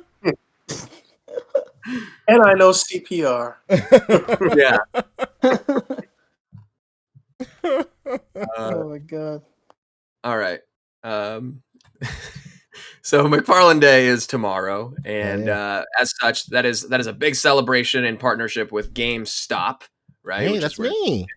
That's right. Poncho himself can not only get you employee discount, but tomorrow as well for McFarlane Day, 15% off all McFarlane toys. Well, actually, hold your horses, Fabio. Hold your horses. I've actually been blessing people all week. He is. Look. I've actually been blessing people all week. Me and the boys got together in the boardroom, and we hashed it out with Todd himself, and we said, you know what? All last week you could have gotten 15% off. So I myself jumped on that. I got Lobo from McFarlane. Oh my god. So I got that for like $13. Fuck it, why not? Hell yeah. That So- discount? Yeah. That's one of those deep discounts. Have you seen that? People have been getting like waves of legends for like super cheap off of like deepdiscount.com or something. Whoa. Really? Yeah, something like that. Oh my god. All right, okay. So yes, tomorrow will be McFarlane Day, 15% off. Some new things dropping exclusively at GameStop. One of them will be in store. The other one, both of them are up for pre-order, but one of them will be in store. I think the clown will be in store.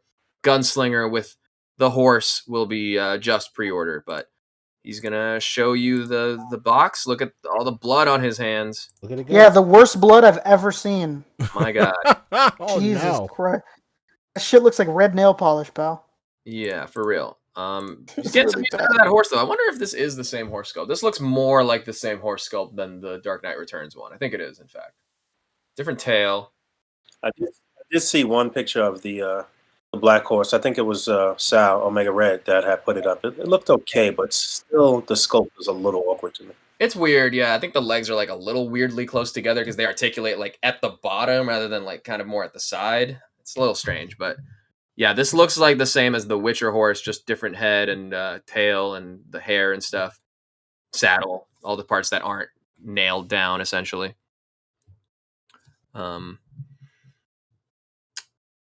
But now with a new color of Gunslinger Spawn, which is already available as a single carded figure. So if you wanted to double dip and get a horse for it, there you go. If not, just buy the horse separately. Yeah, who's gonna stop you? Exactly. It's McFarlane Toys. I mean, either way, you're ending up with a lot of plastic, no matter you buy them separately or together in a single pack. And that's a lot of plastic you get for your money too.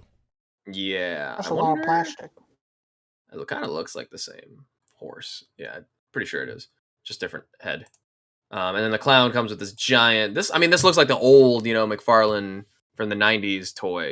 With Yeah. the giant gun that comes off the clown's back. And he's like, "Look at all the details on this gun." Yeah, Look at it go. Look at. sure are. All right, Oh, McFarlane Day it's grayscale tomorrow. glory. GameStop. Okay, that's tomorrow. Here's some stuff that's been revealed slowly, but finally we got the full Build-A-Figure wave and the full solicit.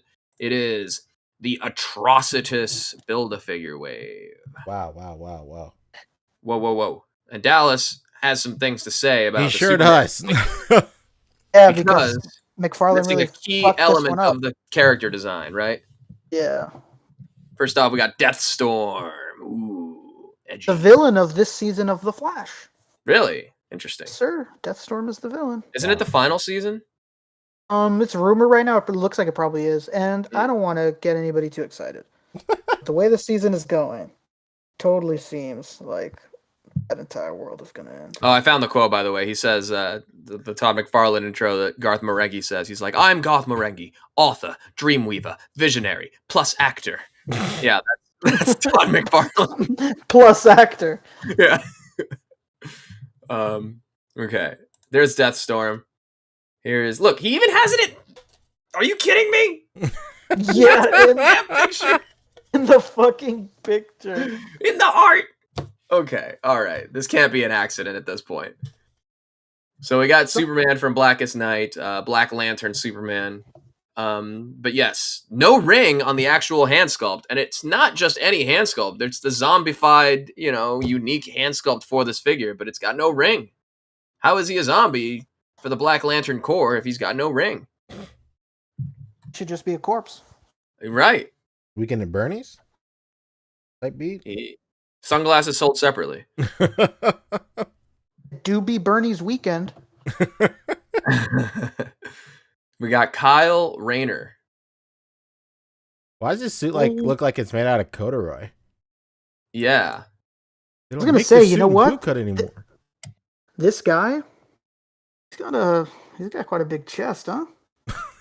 He's got a really big crotch diaper because it's just such a weird blend between how it tucks in to. You know what?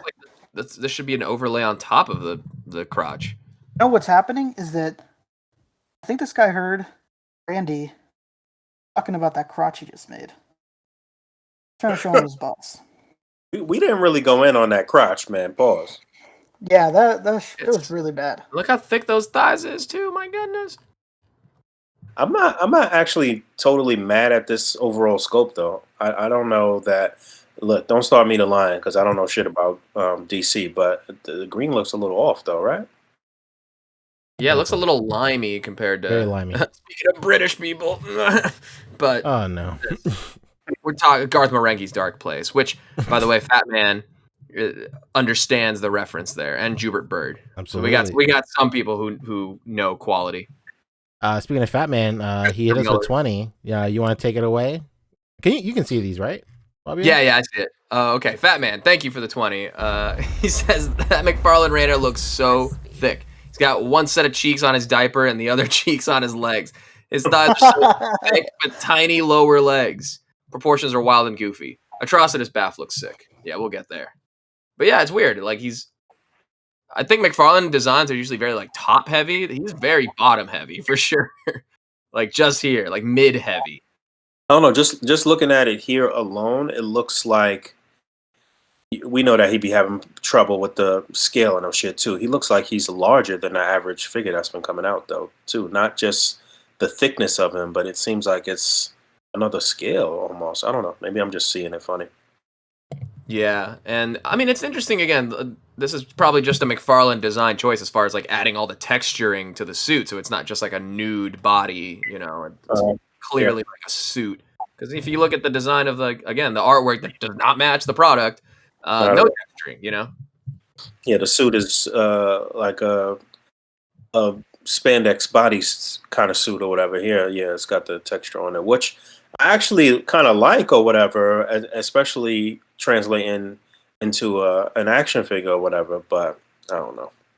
And then the arms and the gloves and the boots are smooth, so you know you get that good contrast. But it's like, okay, I guess Plastic Thunder's saying Kyle's green is typically a little bit lighter than regular Lantern, so maybe this is accurate. Okay.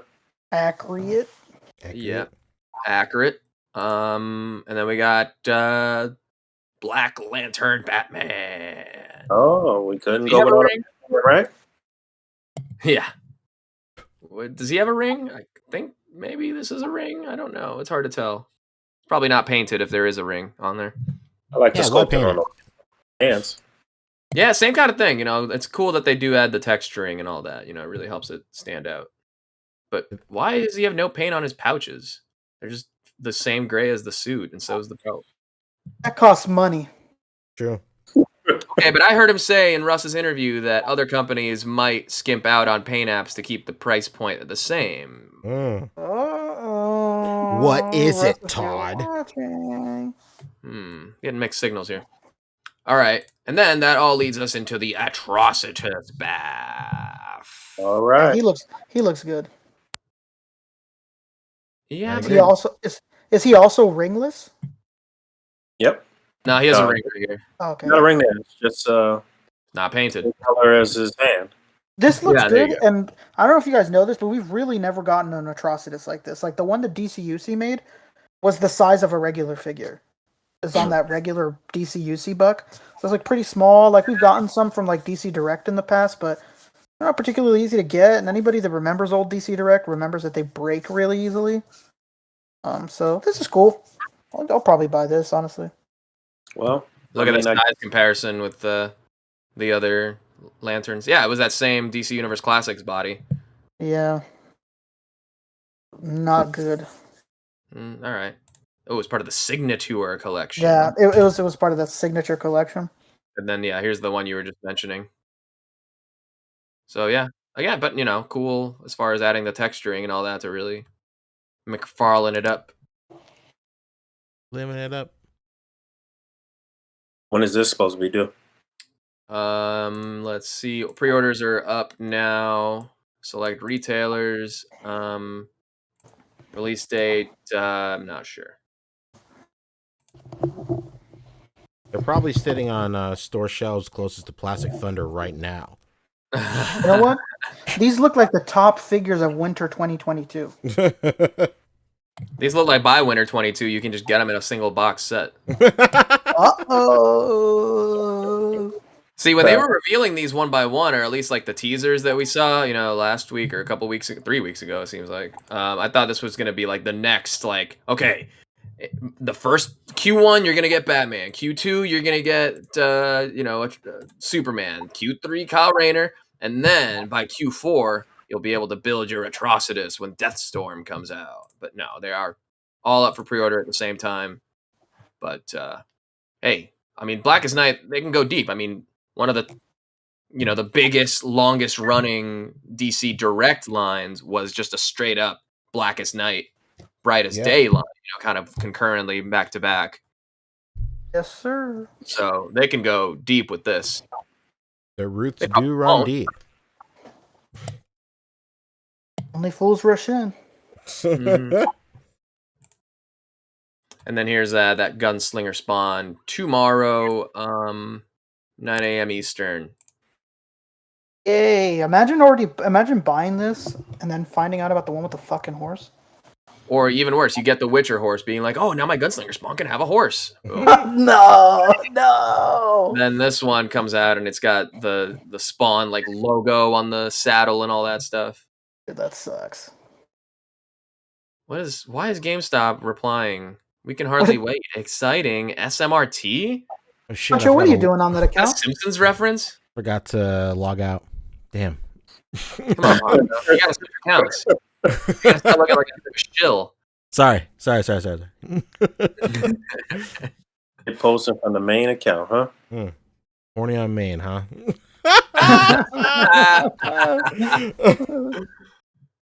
Really good. Here's a... Oh, it's on a TikTok video of it. Wow. Whoa! They're really blasting that. What's with all these older white men making TikTok videos, huh? Honestly. What are we doing? r/TikTok cringe. Oh my god. Just another reason for me to have an adversarial relationship with Facebook dads. Incredible. All right, that's it for McFarlane. Thank God. One more quick hit, then I'm out of topics to throw in here. Speaking of tomorrow, I know, easy to forget this amongst all the McFarlane Day happenings, but the final day for the Robo Skull Mark II is tomorrow. Whoa. This has been long crowdfunded at this point. They had a $78,000 goal. They are at $837,000, nearly $838,000. Did they make it? Are you winning, son? Are you winning, son? Exactly. So a couple different versions of it. This is a third-party vehicle kind of based on like this old, I think it's an old toy line or like an old G.I. Joe vehicle or something. I'm not entirely sure. This is out of my wheelhouse for sure. But could be in the description. Cool about it is that it's made for both 4-inch and 6-inch figures. So it's got two different cockpit configurations.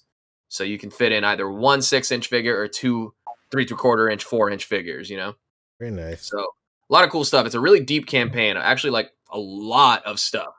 So this is one that if you're into, now is the time to jump on it. You will get it. It was funded, in November. So this has been Jesus. This has been waiting a minute to make sure everybody surely gets their order in. But let's take a look at the Robo Skull. This is what you get with the base offerings, $219, down from $249 apparently. You get the figure, you get one 4-inch figure, you get all these different things added to it. My God, I can't even. Okay, there we go. You can fit a Destro in there, if that happens to be what you're into trying to fit in there. It's got different configurations for the vehicle. You can like extend the wings. It's almost like an X or like a TIE fighter design, where you can move the wings about and do different configurations to it. Like I said, opening cockpit, and then different accessories to like store stuff on the underside. And then this is the figure that comes with it on this kind of like retro card back. Red Shadows Blood Wolf. Ooh. Some cool artwork for the box. Very, very sick. And then there's another variant like this called the Weasel, or the Robo Skull SE with Weasel Pilot. It's got some cool like stripes down the front of it instead of, if you don't want just a plain red skull. Maybe I should get this just for a red skull. Maybe he's this old World War II villain riding around in this giant red skull TIE fighter. I don't know. Lots of stuff you could do with this. And then here's a heavy metal knight armor. Robo Knight. Yay! Oh, it's an accessory. So you guess you put this over the skull face. Okay, that's interesting. There's a bunch of add-ons on top of that. Okay, I get it. You can get a stand. Here's the 4-inch figures. These are actually really tight. Do they make them in 6-inch? Yes, they do. These. Oh, those are cool. The Skeletrons. Damn. Right? So you don't have to get the vehicle. You can just get some of the figures and all that stuff too. So this is a pretty dope campaign in that sense. If you just want the pilots, if you just want the troopers, this jungle wolf looks like a predator. Pretty tight. You get the Geyer wolf. That's a name, huh? Not to be confused with the dire wolf. Mm-hmm. And then if you just want some additional, there's a retro style O-ring trooper as well. So again, kind of to fit in with your G.I. Joe stuff. And a hardcover book. All kinds of stuff. Very, very cool. So tomorrow, again, last day for this. Pretty good price, honestly, for like a giant vehicle for 6-inch, at that $219, about $250 price point. I don't know. What do you guys think? It's fantastic. I think it looks cool. It's something that is out of my wheelhouse, but like, you can't deny that the design is like killer, and the skeletons look awesome too. If this was like 5 or 6 years ago, I'd have gotten so many of these, but it's just so hard to justify getting into something I have like no knowledge on, or like it's not backed by anything. It's really hard. So honestly, one of the reasons why it was hard for me to get into Rumble Society stuff, it's just hard to justify. I collect so much shit. Yeah, it's rough, man. Yeah, I'm with it too. Like I'm on board for the design and everything. I think this if I just wasn't trying to build out this full Krieg army at this point, because more financially feasible and fits in better with my collection, I would do it. You're Krieging it. But if you're like a G.I. Joe collector, I mean, this has a place in your collection for sure. If you're like strictly a G.I. Joe type of collector and maybe getting into the Valaverse and Action Force stuff as well, there's all these like tertiary lines to be getting into at this point. Like if you're like an Acid Rain collector, this is perfect. Acid Rain, yeah, good call for sure. Even like the Joy Toy Space Marines, that they're doing Warhammer 40K. Yeah, I'm not your Joy Toy. But I am your boy toy. Oh. Yeah, so again, this ends tomorrow. A lot of cool things to love about it. If it's in your wheelhouse. Dragon Eyes, yes, I actually thought about it for Blood Force Krieg, but I just think they might be a little wide just because of the harness, the chest and shoulder armor design of them. Might be like just barely too wide, and I'm not trying to spend, $250 essentially to maybe find out. I got to put that $250 towards 2 sets of the Krieg, and then I'll only be 1 set away from having the full army. Oh, Plastic Thunder. Pair these with the 1,000 Toy Synthetic Humans for sure. Ho ho. Yeah, I keep coming back to these Skeletrons. These are, I can mine the lack of soft goods for something dope like this. Comes beautifully boxed. Oh, good to know. I don't want any Uggo boxes in my collection. Yeah, sorry, Hasbro. Yeah, I mean, at the end of the day, these are like designer, third-party, independent figures, little indie company, non-ironically. So definitely a good thing to back. It's good for the industry that stuff like this exists. 100%. That's really all I got for you guys. We at the top of the hour here. What's good? There's a Mattel. Rick wanted to talk about Mattel. Oh, that's right. Mattel is for sale. Be interesting to see who buys them. Oh, really? Are they up on Zillow? Yeah. If you could take a look at their 300,000 square foot factory, it's there. Well, there we have it. So we're gonna need, I know there's a new Mattel Creations thing. We're gonna need a few billion super chats so we can get on the board at Hasbro and buy Mattel. There's a Mattel Creations thing like twice a week. Yeah. Wasn't there Just one? that new Skeletor. It It is the new Skeletor, but there was something else. Wasn't that Batmobile on here? was a long time ago, wasn't that like a month ago? Oh, is it done now? I think it was this one, Hot Wheels. Yeah, here it is, the RC Batmobile for 110 scale / 6-inch figures. 7-inch. I mean, it says space to put a 6-inch figure, but it's 110 scale. So if you're looking for the Batman Batmobile, I think I will probably get this for the Mezco. I think I'm That's gonna a get good this too. $100? Honestly, not bad. No, not bad at all. And it's remote. Remember control. that? Remember the RC Batmobile for Batman vs Superman or Yeah. Justice League, whatever it was? It was like $250, and everyone was finding it at like Costco for like $70 or something ridiculous. Like immediately after it came out. I got mine at it wasn't even a Costco. It was like some off-brand supermarket up in Yonkers. I drove up there with Dave BX and got it for like $80. God damn. Oh man, that guy threatened to beat me up in a Facebook group. He's one of these Facebook dads that apparently don't like me. You poor bastard. I'm like, this man is a father. Why are you okay? Anyway. He's got kids to protect, Fabio. This is my town, not yours. That fool's gone wild. Oh, Plastic and Paint. What a great group that I'm not a part of.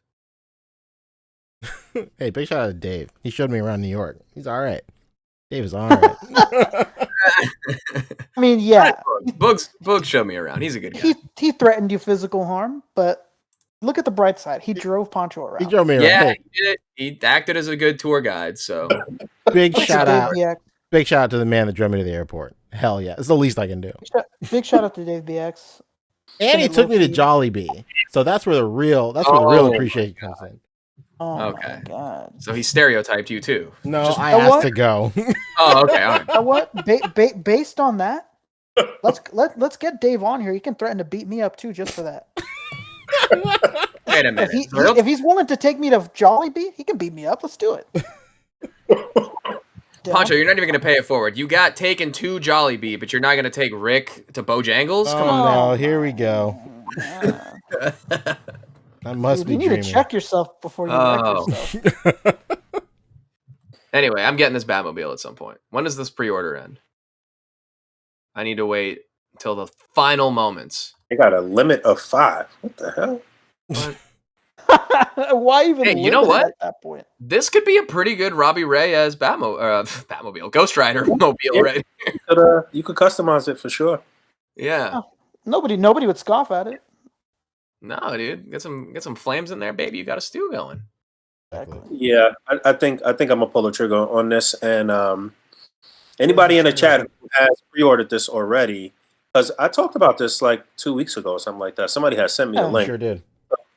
Whoever that is that sent me the link, if you listen in, let me know if you pre-ordered this and if they charged you right away or how this is working. They charge you right away. I buy from Mattel Creations all the time. Yeah. Oh, yeah, they do. They do charge you Yeah, right it's away. kind of like a crowdfund, kind of not. It's more like a pre-order, you know. My lady collects Monster High, and they do exclusive Mattel Creations Monster High, so I buy them for her all the time. I'm surprised they didn't show a figure in there. They could have used a blank body or some shit, right? No, throw in a fucking WWE guy. Nobody's gonna scoff at it. Come on, man. This Put could be Kevin the Nash in there. Slambulance. Put Braun Strowman in that bitch. Come on. Honestly, yeah, you can drive this thing 10 miles an hour right into the side of the Slambulance and break apart those panels. Was that just some photoshopped extra shit, or does it actually have lights? I think it does have lights, yeah. Front headlights, rear exhaust glow. Looks awesome in lighter darkness. Looks Oh, nice. awesome. That's so Awesome. great. Wait a minute, okay. Full How can you function describe this thing? charges via the included USB cable for 20 minutes of continuous play per charge. Hell yeah. All right, nice. That is very the, little time. That's 80 Batmobile TikToks. and lights and sounds, and the little smoke effect that you could Yeah, put with the liquid, whatever solution in there, and make smoke. yeah. Vape juice. Yeah, I don't think this has that. This is definitely like a more like straight up like chassis on top of a motor. Not quite as complex as that other Batmobile was, but that Batmobile was still not worth $250. And you had to remote control it on an app too, which I believe has no longer like supported. Could it's you like- imagine? It's like when I go to the thrift and I see those like super expensive BB-8s. You guys remember those? Yes. Yep. Hero? Yeah, dude. Those things don't even work because the first person that set up that BB-8 is the only person that could control it with that exact device that they started it on. Oh man. Like, oh, those no. like $300 BB-8s are worthless. They're just sitting there. Sphero or whatever. Yeah. Find them all the time and I'm like, damn man, Oof. what a fucking waste. And then the movie sucked anyway, so nobody cares about Oh BB-8. no. Oh god, John Papa Sergio is somewhere cheering in the distance. Yeah! Clapping like Will Smith at the Am end I, of Fabio? fucking Pursuit of Happiness. In the middle of the street just clapping away. You guys want to talk Moon Knight real quick? That's fantastic. Oh yeah, Let's do Boog it. hasn't seen it. Oh Related. my god. We can talk some general specifics. It Oh. was great. That's it. Really good. The best I'm- episode of the show so far, for I sure. mean, if this is it, then I'm gonna log off and go watch it. Yeah, we're pretty much done. We can. I mean, pickups, I guess. y'all could talk Moon Knight. Yeah, real quick, my pickups. Like I said, I got Super Saiyan 4 Goku. I got the Fat Guy. I got My favorite character. I got 18 and 17 and 18 too. Oh yeah. Oh yeah. I got a little 3/4 inch Grogu because I didn't want to open the one that came with the Razor Crest. I got man. Tech from my Bad Batch crew. I had just posted a picture of the full Bad Batch in the Facebook group. Still need Echo, man. Fuck. Well, what I said? I said Tech. I'm sorry. I got Echo. Excuse me. Oh. My mic's muted. Oh, he's And, talking about the character Echo. You son of a bitch. I know. As soon as that came out of my mouth, I was like, fucking damn it. And that's pretty much it for me. What you guys got? What'd you like? Big shout out to my friend Bill English, who actually won my 1,000 subscribers contest. Coincidentally, I don't think he, so. well, he did. Rigged. He picked up a Murder Hornet for me and then shipped it my way after I paid him back. So shout out to him because I had spent a lot of money on my pictures and was not liquid when this dropped. So he helped me out, got him back. Murder Hornets, be sick. On the hunt for a second. I got the 2-pack coming in next week too. So got to get my second of these and then 3 more 2-packs. And Oh my then God. we got that Krieg Army, baby. He's All right, bye, bad. Boog. He heard you talk about Mezco pickups. He's out of here. You know what? Fair play. I think that's all I got. I'm waiting for my return to come back from 5K Toys because they shipped me the wrong. They still haven't given that back? They shipped me the Snowfield Slaughterer, and I was meant to get the Jungle Howler. Oh, Big no. difference. So I Classic shipped mix it up. back. Yep, it happens. I sent it back, waiting to receive my replacement. And then I got word from VC Toys Box. If you guys remember, I picked up a while back this guy, the third-party Rorschach, the Uh-huh. ink blot, Sir. and he came with no hat. Oh no. So I got in touch with VC Toys Box. They got back with me at some point earlier this week to confirm my address details and all that. So they should be sending me a replacement hat pretty soon. Oh, yeah. Just the hat, thankfully, not having to send back the whole figure just to get the hat. Goodness. Yeah, because I do love this figure. I just can only display it as Walter Kovacs right now. That's it. That's all I got. That Houndstooth shirt I'm very excited for. Oh yeah. Oh, fucking and we Houndstooth, do have- baby. I guess we haven't announced it yet. We should, because they were on the Toy Migos yesterday. But Nacelle Company, David Vonner and Brian Volk-Weiss are going to be joining us next week for an interview. And as such, I got a couple little things that they sell on the Nacelle store. You know, little tchotchkes that, you know, already shipped. And I should have in time for that interview so Very that we can, nice. you know, show some support for them, and do all that stuff. Fantastic. Yeah. Just a couple little things, nothing crazy. That's it. What'd you get, Rick? I got a few more of those Reavers from Warhammer. I think I'm up to 4 right now. I think I'm up to 4 of them. Yeah, so those are really good. I'm just always so happy whenever I open them. They're just such good figures, man. Like why doesn't Todd do this more often? I don't get it. It's so good. What else did I get? Dude, I think it was so funny. I'm almost certain I was like the first person to find those Doctor Strange for like $15, like on Monday. Yeah. And yeah, I thought it was just a mistake at my store. So I picked up one for Poncho and for Boog. I thought it was a random mistake. I thought to myself like, oh, they're gonna fix this and like tomorrow or later on today. Like, there's no way that this is gonna happen. And I went back to try to go get one for David Walton. Like, there's like 25 of them and they were gone. Oh no. David was Walton, rough. the action figure or the person? The person, not to be confused with the action figure that's on sale right now at Targets near you for $6.98. That's crispy. Yeah, so I got one of those Doctor Strange for myself. I got one for Boog. I got one for Poncho. And I sent a picture in the chat. I got the SHF Nobara, so got the whole fucking team now. And I picked up a Kyoto. People that do Reveltech made an articulated panda. Oh, nice. Yeah, I've seen that. They made it like, I don't know, probably like 6 or 7 years ago. And I bought it and I put it with my Jujutsu Kaisen figures. Hell yeah. Because as you guys know, there's a fucking anthropomorphic panda in the show. So I didn't want to show that off until I got it in hand. So now we're going to go hunt it and you can get it for yourself. So it's the squad. And I think that's all I got. Joe? I got patio furniture. Very excited. I got a bunch, not a bunch, but I found those Cyclopses from the new Lightyear movie.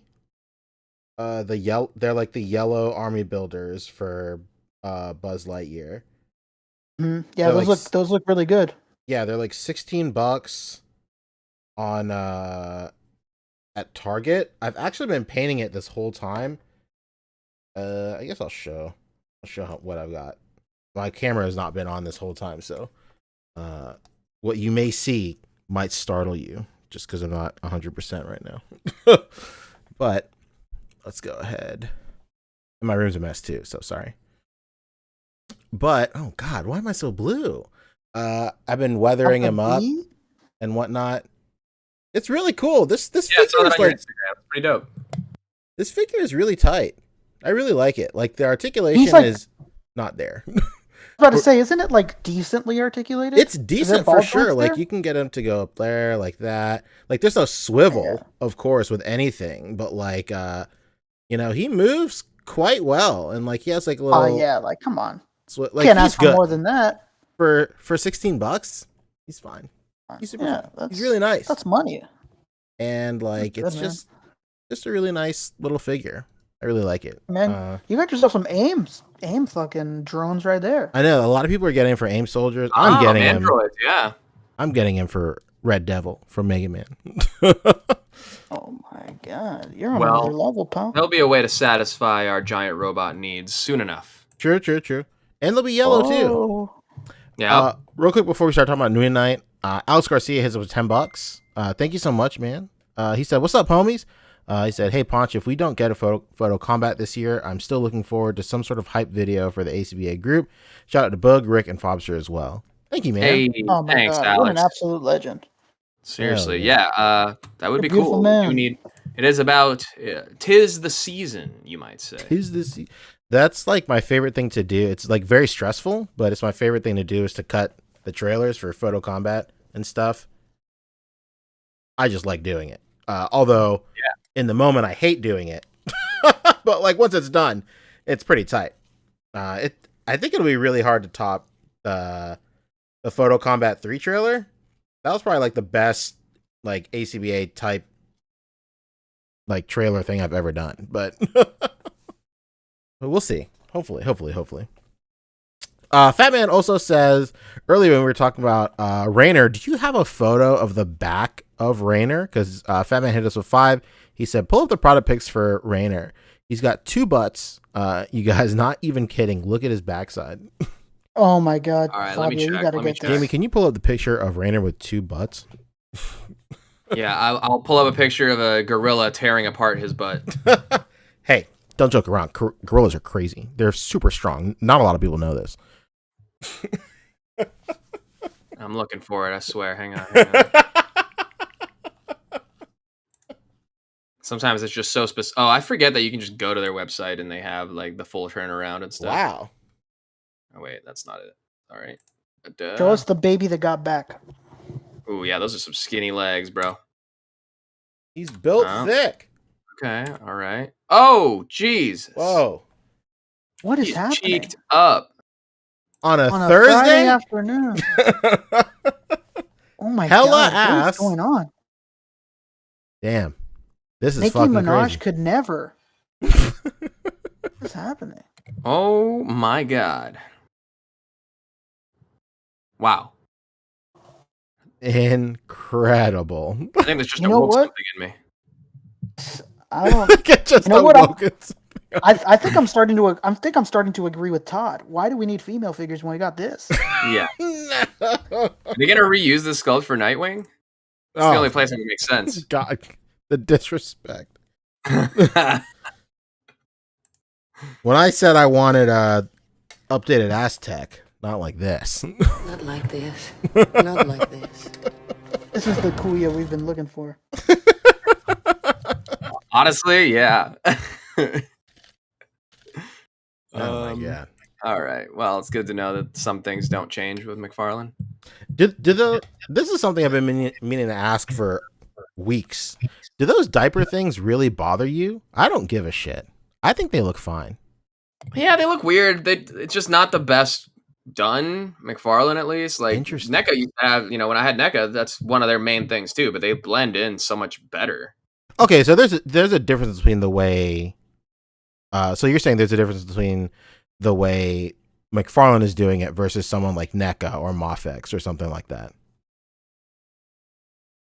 Yeah, pretty much. Okay. It's a common technique for sure to hide like the two the barbell joints and in the crotch for the legs where they attach. But it's just the way that they do it. Sometimes it's just kind of weird. We feel like we pointed it out a lot. Like I think that Flash had a lot of that. True. Yeah, Yeah, you so guys do talk about it. I mean, maybe it just doesn't bother me at all. I think that Yeah, Ultraman no, is a particularly egregious one. It doesn't bother me at all either. I actually usually prefer it that way. That's Whoa. Being honest, I'm a diaper man. Fat that Man, Flash chest. once again, can't seem to let it go. Fat Man, thank you so much. He said, like, why sculpt the butt muscles onto his thighs? What the fuck is going on? It's a valid criticism. It is look, very that's how they valid. work, It's just some of them, they look hella cheeked up for no reason or hella crotched up. Hella crotched up. I'm trying to find that Ultraman that comes with like the Starro piece. That one's like, what the hell? Continue what you were saying. That's it. I was just curious. Like, What you got? I guess I don't. That kind of stuff doesn't bother me, I guess. Oh, especially when it helps. Like the diaper. Like, you know what? If the diapers hindered things, then maybe it would bother me. But they don't. They usually help. So Yeah, like I don't understand. Like, I don't see the complaint. I don't see the problem whenever people mention that Mofex figures have like the diaper. Like, they don't really look like diapers to me. I don't know.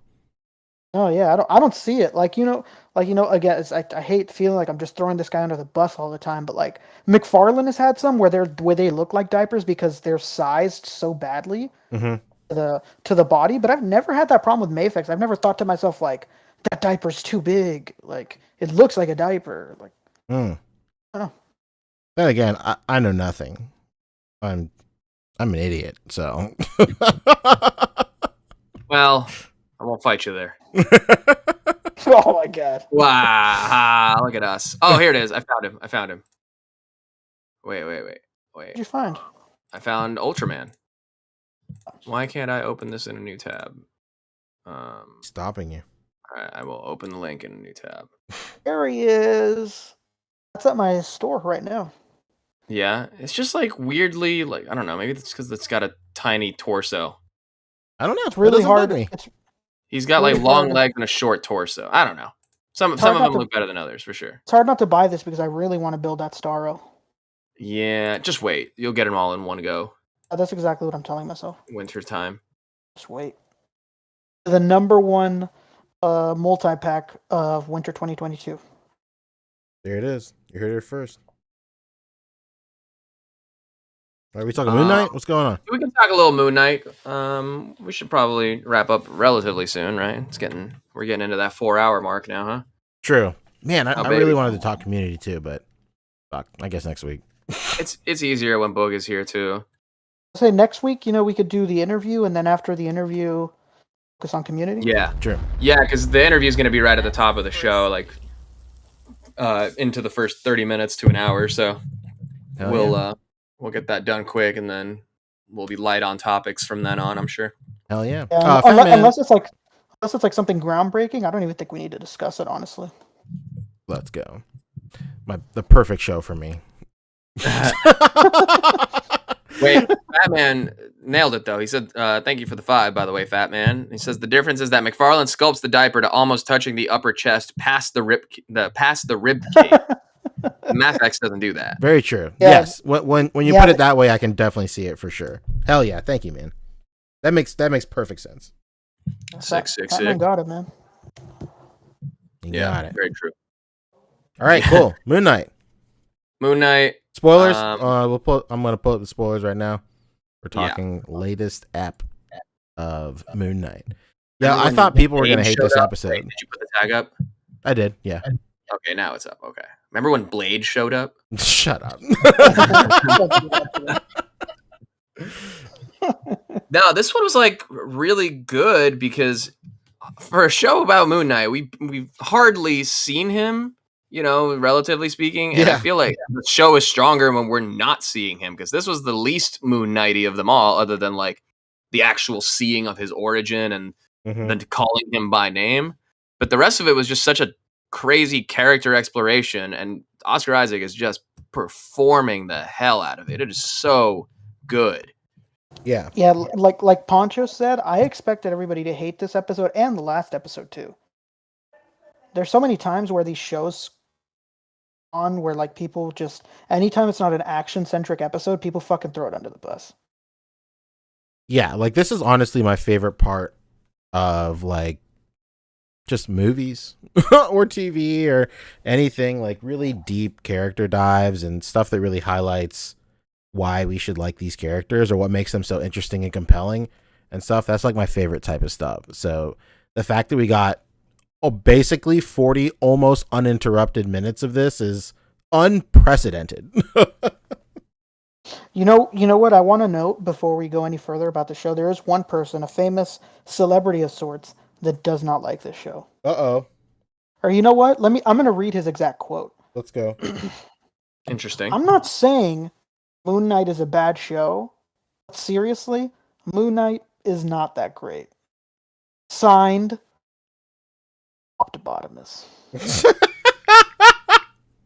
Whether he's filling up his cup of haterade. Oh my! I mean, I'll agree that it honestly like I think it's good overall, but it was like kind of middling in the middle of it so far, like 2 and 3, but I don't know, 4 and 5 really have brought it back for me, and I think it started off really strong. So like the main thing is I just hope that it sticks the landing. But I think this episode was just so strong because it was less of the spectacle and less of like the actiony stuff, which I thought was some of the weaker stuff in the first few episodes because the effects look kind of bad on some of them, Yeah. The CGI is like kind of weak on some parts. Like, I don't know, when like the logs were rolling in that first episode and like taking the dudes off. So then when this one goes into, and I guess the end of last one into this one goes into he's in the asylum now, it made me think like, oh, if they're going with the whole he's actually been in the asylum the whole time, and the first 4 episodes have all been imagined. I feel like that makes those first 4 episodes so much stronger, because if it's based on his projection of him imagining himself in this like B movie, tomb buster thing, it kind of explains why the effects and all that stuff are so like cheap looking in the first few episodes. Incredible. So I feel like it kind of made that stronger, but I don't think that's what they're going with. I think they will, that will have happened. All those episodes were like reality, and now I was about to say he's imagining the asylum. I was about to say he's obviously about to go back to reality. Right. But he's gonna have 2 bullet holes in him, like Tawaret says. Yeah, just the whole exploration of the asylum was really cool, as far as like going in the different doors and the different memories, and Steven experiencing those blocked memories for the first time. And yeah, just all of that was just really strong. And when he's like snapping into the scene with Ethan Hawke as the as the therapist or whatever, just like really good one-on-one dialogue scenes between the two of them, and it's just like really good. It's just good acting. That's so what's selling me on it, It's a good, it's been good old time. It's the performances that like, even if the script is like not necessarily weak, but like, pretty by the numbers, pretty like, okay, you kind of know where this is going to go. It's got to sell you with the performance, Yeah, and it's funny because just coincidentally, I just felt like having a Marvel rewatch. I just rewatched Black Panther last week. It's funny because T'Challa, in the beginning of the film, and somebody says sorry for the passing of your father, he tells Nakia like, oh, he's being guided by Tawaret, like to the afterlife. And I was like, oh right. Shit! Like, and then she mentions in this one the ancestral plane, which is where he goes to like meet his dad in the afterlife. Yes, sir. So like, I've heard conflicting things. Is this in the MCU or no? Yeah. Yes. There were like a bunch of articles that came out for a while explicitly saying it was not in the MCU. They're liars. There's a bunch of clueless people making things up. All right, tight. Cool. Because I'm like, this is like how the I think it was the New York Times, somebody did an Elden Ring review, and it was like the most out of touch thing. Like, for some reason, people are really liking Elden Ring, even though it's hard. It's like some dumb opinion. I love it. Give me more of that guy. New York Post, maybe. I don't know. This, WandaVision, Loki, it's all tied into MCU. Well, I knew those were MCU stuff, but like, I don't know. Like, I had gone into the show like obviously thinking it's MCU. You don't even have to think at that point. But like, then I started seeing all these articles, and it was like, it wasn't even just one; it was a ton of them. And it was the director being quoted saying that it's not part of the MCU; they're trying something different. And I'm like, what? Yeah, I think I saw that quote, and it's more like he's given a little bit more. Like, I think the question that was being asked was like, where in the MCU does this take place? Like, in the time period, makes much whether more it's post snap, pre snap, all that stuff. And like, the director was saying that like he was able to make the show without any of that really mattering. Yeah, it's just so he had kind of that freedom to do it at any time, whenever. And then I'm sure we'll get some answer somewhat by the end of the show. He said something to wrap up in one episode. He said something along the lines of like, it's not tied down by the timeline. Yeah, it is just like whenever. Good. That makes much more sense. But it does show. But there's like little hints, because they show the GRC logo on like the Repatriation Council or whatever on. And I'm assuming that's why passing by. So this is probably post snap. I'm assuming that's why it's so easy for. I forget the name of Ethan Hawke's character's name, but it's so easy for him to take those people in, and for those people to follow him, because it seems like it's like post snap, like these people need guidance, like these people are lost, homeless, whatever it may be. Did you see the tweet from Simu Liu, the guy who plays Shang-Chi, saying like Ethan Hawke needs to fire his Mandarin instructor? Yeah, he said that it was like gibberish. Episodes where he speaks Mandarin, it's like bad. He's like, this guy is speaking gibberish. Yeah. Big shout out to Going Geek. He was one of the first people I knew that was like, hey, that's not fucking Mandarin. Yeah. Did he just order at Panda Express? That's It's like Bjorn was something like, "What the egregious fuck that. is this?" Like, Yeah. it's first of all, it's Disney, and second of all, it's Mandarin, one of the most widely fucking spoken languages on the earth. You couldn't get one guy that speaks Mandarin to just like fact check this. Fucking crazy. Excuse me, we're Disney. We don't have time for that. That's true. Yeah, it's so those like little things, I think are kind of like, as far as like the effects and all that stuff, kind of took me out of it. But like how good Oscar Isaac is in this show is like making it, because I mean, really all these MCU shows have been about like these characters exploring some crazy traumas, right? So Yeah. the Disney Plus stuff, at least. So it's good to see it continue that trend, and it's good that it like is good, and it's, you need a good performance to really be able to portray that without it coming off as like pandering or as like, I don't know, half-hearted or cheap or ham-fisted, or it's like good. Then there's like the third person, there's still some like mysteries too, and that's why I say it's a lot to wrap up in one episode, because there's still the third personality that's kind of being hinted at, that might be in that sarcophagus, might have killed those dudes on the rooftop. Everybody's been talking about the fact that everybody thinks that Jake Lockley was there and we saw him.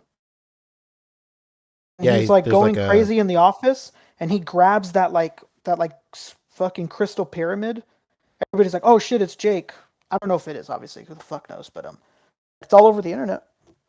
Everybody just assumes that that's Jake, but I don't. I think so, because they go back to the scene of him and Ethan Hawke in the office a few times, right? And the first time he doesn't have the bandage on the nose, and it's what's his face, Mark, right?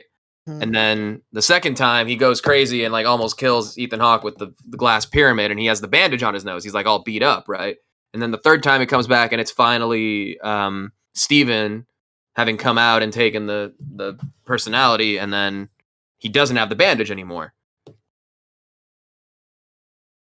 So I think the bandage is like, I don't know, one visual representation of that, if like the actual kind of performance wasn't it. Because I think that's one of the main things, is like when he gets all aggressive. There's also like a theory I saw of him, like when he's drinking, it's Jake Lockley. So like when he, I think end of episode 1 or 2 or whatever, when he's like in Egypt and he's like drinking straight from the bottle. And then when he's like drinking from the flask outside the funeral, outside the Shiva, which is different from a funeral, excuse me. There you go. Do be outside the Shiva. Yeah. And I didn't know that, I mean, I'm clearly not a comics fan, but I didn't know Moon Knight was Jewish. And like, I caught those subtle little things about, in terms of how the household was decorated, how he was like behaving, and then the Shiva and everything. I was like, oh, okay. It's like very like, they're just portraying a Jewish household without it like being his entire personality, or like the family's entire personality. Imagine that. I know, right? It was like super organic, and I was like, oh, okay, cool. It's like gives it so much depth of character already without it just being like the dad being like, "Oy vey, son," like nothing stupid like that. Can you imagine? Well, I you said it. Yeah, your mom's just tired of schlepping things up and down the stairs for you. I don't know. But it's your birthday. You gotta eat the gefilte fish, Mark. Yeah, come on, right? We'll see. Hell yeah. Are you watching Better Call Saul? Oh, am I watching Better Call Saul? Oh, did you see the last episode? Of course I did. Oh my god, dude. Okay. The spoiler tag is up, even though it's for a different show. Well, hold on. Fat Man hits us with 5 talking about Moon Knight. He says his wife's going to get taken over by Emmett. Ahmet calling it now. If he has to kill her to save the world, that would be insane and cool. Interesting. Oh, that is interesting. Layla, right? That's her name. Yeah, that would be interesting. I mean, she has been kind of established as like a next Avatar kind of thing, after 100 years. That would be the thing to tie her, or that would be the thing that still keeps Mark with what's his name, Khonshu. She's dead. Exactly. If she's dead, then yeah. Yeah, that's an interesting theory. It's a bold strategy, Cod, and let's see if it pays off. Also, Ozark, speaking of Jason Bateman quotes, Ozark came back today. I was watching the first few episodes before we started. My friend is my high school friend, or my childhood friend, I guess is a better description, is the stunt coordinator for that show. Oh my god. Shout out We to got all Jenny kinds Porter. of talent tied up in that show because yes, we learned that he is a frequent watcher of this podcast, Felix Salas, who plays Omar Navarro. Let's go. Killing it on this season. I was afraid that he might not be, too heavily featured in this new season just because of how they were setting up his nephew on the show to like take over the cartel and stuff, but my fears were assuaged. Let's go. Fantastic. Yeah. Shout out to Felix Solis. Shout out to him. Yeah. Name dropped all of us on the Toying Around stream, and he's like, hey, I watched that podcast. I recognize Fabio on Book of Boba Fett. Hey, incredible. That's crazy shit. Don't make me cry on the podcast right now. I almost did. I almost did on Kevin's. Yeah, shout out to Kevin. He just got married. That's right. Yeah, shout out to Kevin Toying Around. He has added another member to the Butter Court. Let's go. Oh, That's crispy. He now has a Butter Baroness. Does. Oh man, yeah. Well, Fat Man be watching all the shows. He knows exactly what I was alluding to. One of the greatest characters in the entire Breaking Bad universe. Oh yeah, Nacho Vargas. Oh my god, dude. So good. Just went out like a champ, like a badass. Truly, he made Gus shit his pants a little bit, thinking he was gonna spill the secrets, but no, ended up playing his role perfectly, and then went out on his own terms, making sure his father was safe. And I love how it also adds context and reasoning for why Mike, the old dude, is so like protective of Jesse in Breaking Bad. Is because he had this relationship with Nacho and like really tried to look out for him. Exactly. And unfortunately, can you imagine that genuinely one of the best TV shows of the modern era, if not of all time, is a fucking spinoff? That's so crazy. Dude, it's so good though. Like my god. Like it's when was the last time that something like this happened? Like Frasier? Like a spinoff was even better than the original? Like I fondly remember Joey. God. Oh my god. Dude, what's her name from Sopranos is on there? Oh my god, yeah, Jamie Lynn. She's a sister. No, Edie Falco, right? Yeah, she plays Christopher's lady. Oh, Adriana. Yeah, okay. Adriana. Isn't Seinfeld technically a spinoff of like Will and Grace or some shit? Because it's the same apartment building and Kramer's in it? Yeah, they did. Yeah, they made that canon. I forgot. Kramer shows up in an episode of Will and Grace to get some stuff from him. Oh my god, I gotta look for that. That's hilarious. Yeah, it's totally tied in together, and that's why what's her face tells George like, "Hey George, I taped Mad About You," because it's like technically in universe. There's a whole episode of Mad About You. That's what it was, not Will. Where he's hanging out with hanging out with Kramer the whole time. He used to live in Jerry's apartment. He came to like pick something up from Kramer. Mm-hmm. Like, is that guy Jerry still living in my apartment? He's like, yeah. He's a failed comedian. Come on. And then they like leave the apartment. And it's also you know what? It's technically all in universe because in Mad About You, Lisa Kudrow plays a waitress named Ursula, and Lisa Kudrow in Friends has a twin named Ursula on the show. So yeah, it's all technically. My God. It's all connected. Yeah. The original MCU.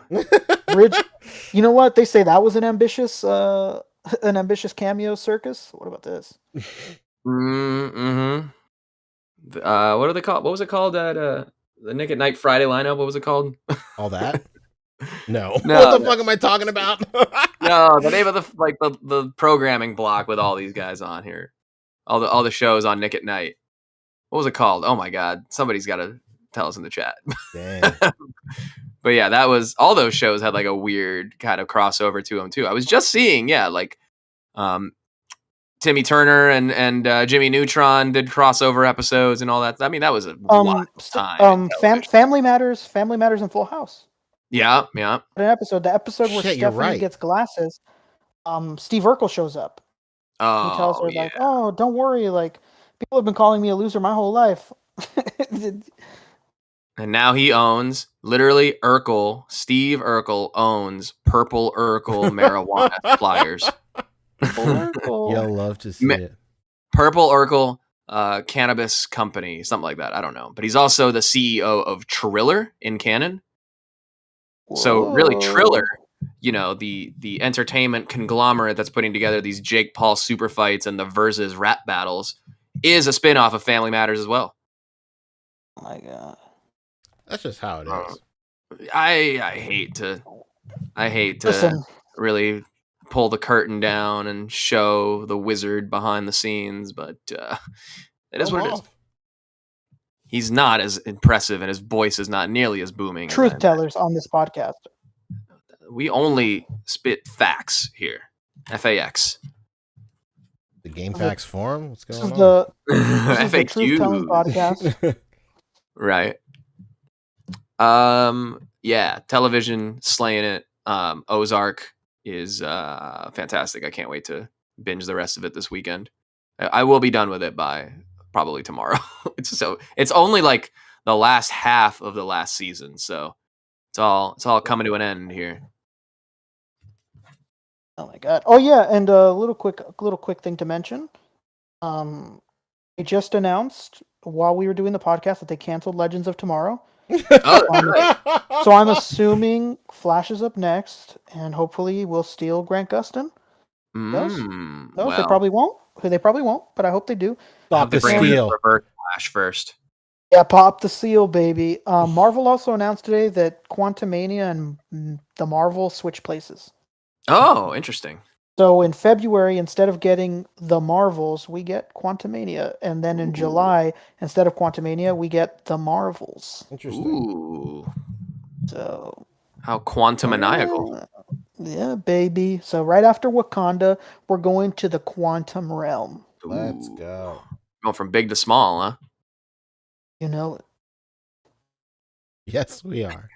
I don't know. I thought there might have been something there. I was in the pool. Going big also, to small. Speaking of CW shows, Superman and Lois also returned after they do these weird they do 3 episodes and then take a month off. It's so weird and totally the way to remember and keep a show in your television lineup. But it's back, and they kind of went from Bizarro Superman or Bizarro into Bizarro World. So that's kind of interesting. What, the whole world, huh? It just, I don't know. It looks weird. It has that CW color grading, but it looks worse when everything is supposed to be kind of, Stranger Things upside downy, but without the budget. Oh no. It's crazy. They got Superboy though. They have in the regular universe, the emo son Jordan Jordan has powers, and then in the Bizarro world, the other one, who I already forgot his name, Jonathan has superpowers, and he's full on Superboy, where he's got the red pants, he's got the leather jacket and sunglasses, and they really went 90s Superboy with his look. It's pretty funny. I mean, go all the way. Honestly. Yeah, they should. What was up with that weird flying boat CGI in Superman and Lois? Yeah. I mean, it's all questionable CGI for sure. It doesn't matter. Any CGI on the CW, terrible. Yeah. Except for, oddly enough, Stargirl's not bad. Yeah, Stargirl is in a weird pocket because I think it used to be on DC Universe first, right? Yeah, and then now it's on CW, I think. Yeah, I watch it online, so I don't know what it's on. I watch it online. I watch it on the CW show. Yeah, I couldn't tell you what it is on TV. It'll be cool. Oh yeah, and Batwoman was canceled too. So. Oh, that's right. I did hear about that. Yeah. Oh no, not Batwoman. Oh no. I see the ads that would play for it before Superman and Lois, and I'm like, what did the show become? It's trying like Terrible. so hard. It's like some Jason Derulo looking guy, and he's like, Batman had the Joker, and Batwoman, you've got me. And he does like a Joker What? laugh. It's like, what is Oh, this show? Yeah, It's it was terrible. so funny because when I seen that clip, I thought to myself, is that guy that the Nostalgia Critic pays to do these like bit roles? You No, know what I'm talking about, right? It looks Not- just like him. not the Doug Walker reference. Not the Doug Walker reference. I'm Yeah, man. unfamiliar with it. It's terrible. I looked at the guy, I was like, dude, don't tell me this is that Nostalgia Critic guy. But it's not. It just looks just like him. Even acts just as badly as he does. Well, Doug Walker doesn't act. He just is. No, it's the guy. It's this. There's this like black guy that always does. Oh, bits. Malcolm. Malcolm. That's his fucking name. It looks I and almost acts said just King like Batch. Malcolm. Looks and acts just like Malcolm. King Batch. Oh god. Oh no. All right. I think the wheels are falling off the wagon here. Should we Yeah, should we it's time to- wrap up? Oh, Time to close we've this died of thing out, man. dysentery long ago, my friend. I've been throwing yeah. tomatoes at the screen for a minute. It's a true Oregon Trail of Tears. Oh shit! Fuck! Hold on, sorry. I'm playing the outro. Sorry. Oh, whoa. Hold on. Whoa. We're not done yet. No, not yet. Not yet. Wait, we're in the after credit scene. We're in the after credit scene right now. All right. Oh damn. Wait, how do I stop streaming? No. We haven't stopped yet. No. Oh, We're okay. still All on right. there. Yeah, let's do plugs and get out of here, man. For sure. All right. Well, everyone can follow me Instagram, Fobster360, YouTube, Fobster. We've got some stuff I'm editing coming soon. That's it, right? Really, just been That's working. fantastic. Beautiful. Yeah, good stuff. How about you, Rick? Rick? Hey, what's up? It's me. Follow me Instagram, RickDom2345. I post toys and I post vintage clothing. Wow. Hey, how's Whoa. it going? I'm Poncheezy. Follow me on Instagram at Poncheezy. I'm posting stories and shit of stuff I do. Also, Dusty's Nice. continue to be produced and shipped. Batches 1 through, well, maybe probably like 1 through 6 are shipping right now, and then 1 through 5 are shipping right now, and then batches 6 through 8 are being produced right now. I may have hit up some of batch 6 guys a while ago, but I didn't take any payments yet. Once they're produced, I'll start taking payments. Also, if you are on the wait list for Dusty's, I've been meaning to make like an Instagram story about this for like a week right now. Like, if you like were put on like the list for Dusty's and you are wondering why you haven't been charged yet, like it's not like a mistake or anything. I've had a couple people DM me. Thanks for reaching out for sure. But like the way I'm doing things now with Dusty's is like I won't charge you or request any money until like your batch is produced and is ready to like ship, or at least when it's entered production, just so I'm not hanging on to like a ton of money, which could presumably be forever because these things take forever to make. So if you haven't been charged yet, don't worry. I haven't forgot about you. You're just in a later batch number. What a guy. And that's that. I think check a look at the new cutout packs. I think The new Locations Hasbro Communications is still might have some. The X-Men ones are the best ones we've done so far. Next up is DC. A Hey, Batman you. one is coming out next. Super sick. And then I myself am working on a Dragon Ball anime one as well. So keep an eye out for that. Who knows when it'll come out? I don't know. But that's basically it for me. You want to take us out? Hold on. Before you guys Wait, leave, okay, I got this. Check out the Hasbro interview before. Check out the Hasbro interview with Boogs. Really good. He's like probably the most comprehensive interviewer that did a little round at the time. Yes. And also Boog's review of the Renew Your Vows, Spider-Man, and Spinneret 2-pack.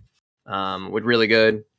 the best Spider-Man, and he's even flying the flag, saying it's better than any of them affixes. So if you want to fight him in that on the comments and help the algorithm on that video and give him some views, go ahead and do that. Come on, it's on the same channel. If you strongly disagree, go to those comments. Get some engagement going. Let them know you don't agree, and then Mayfix is better. Yeah.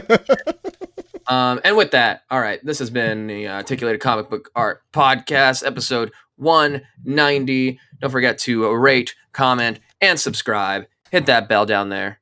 And until next time, peace. Goodbye. Bye-bye.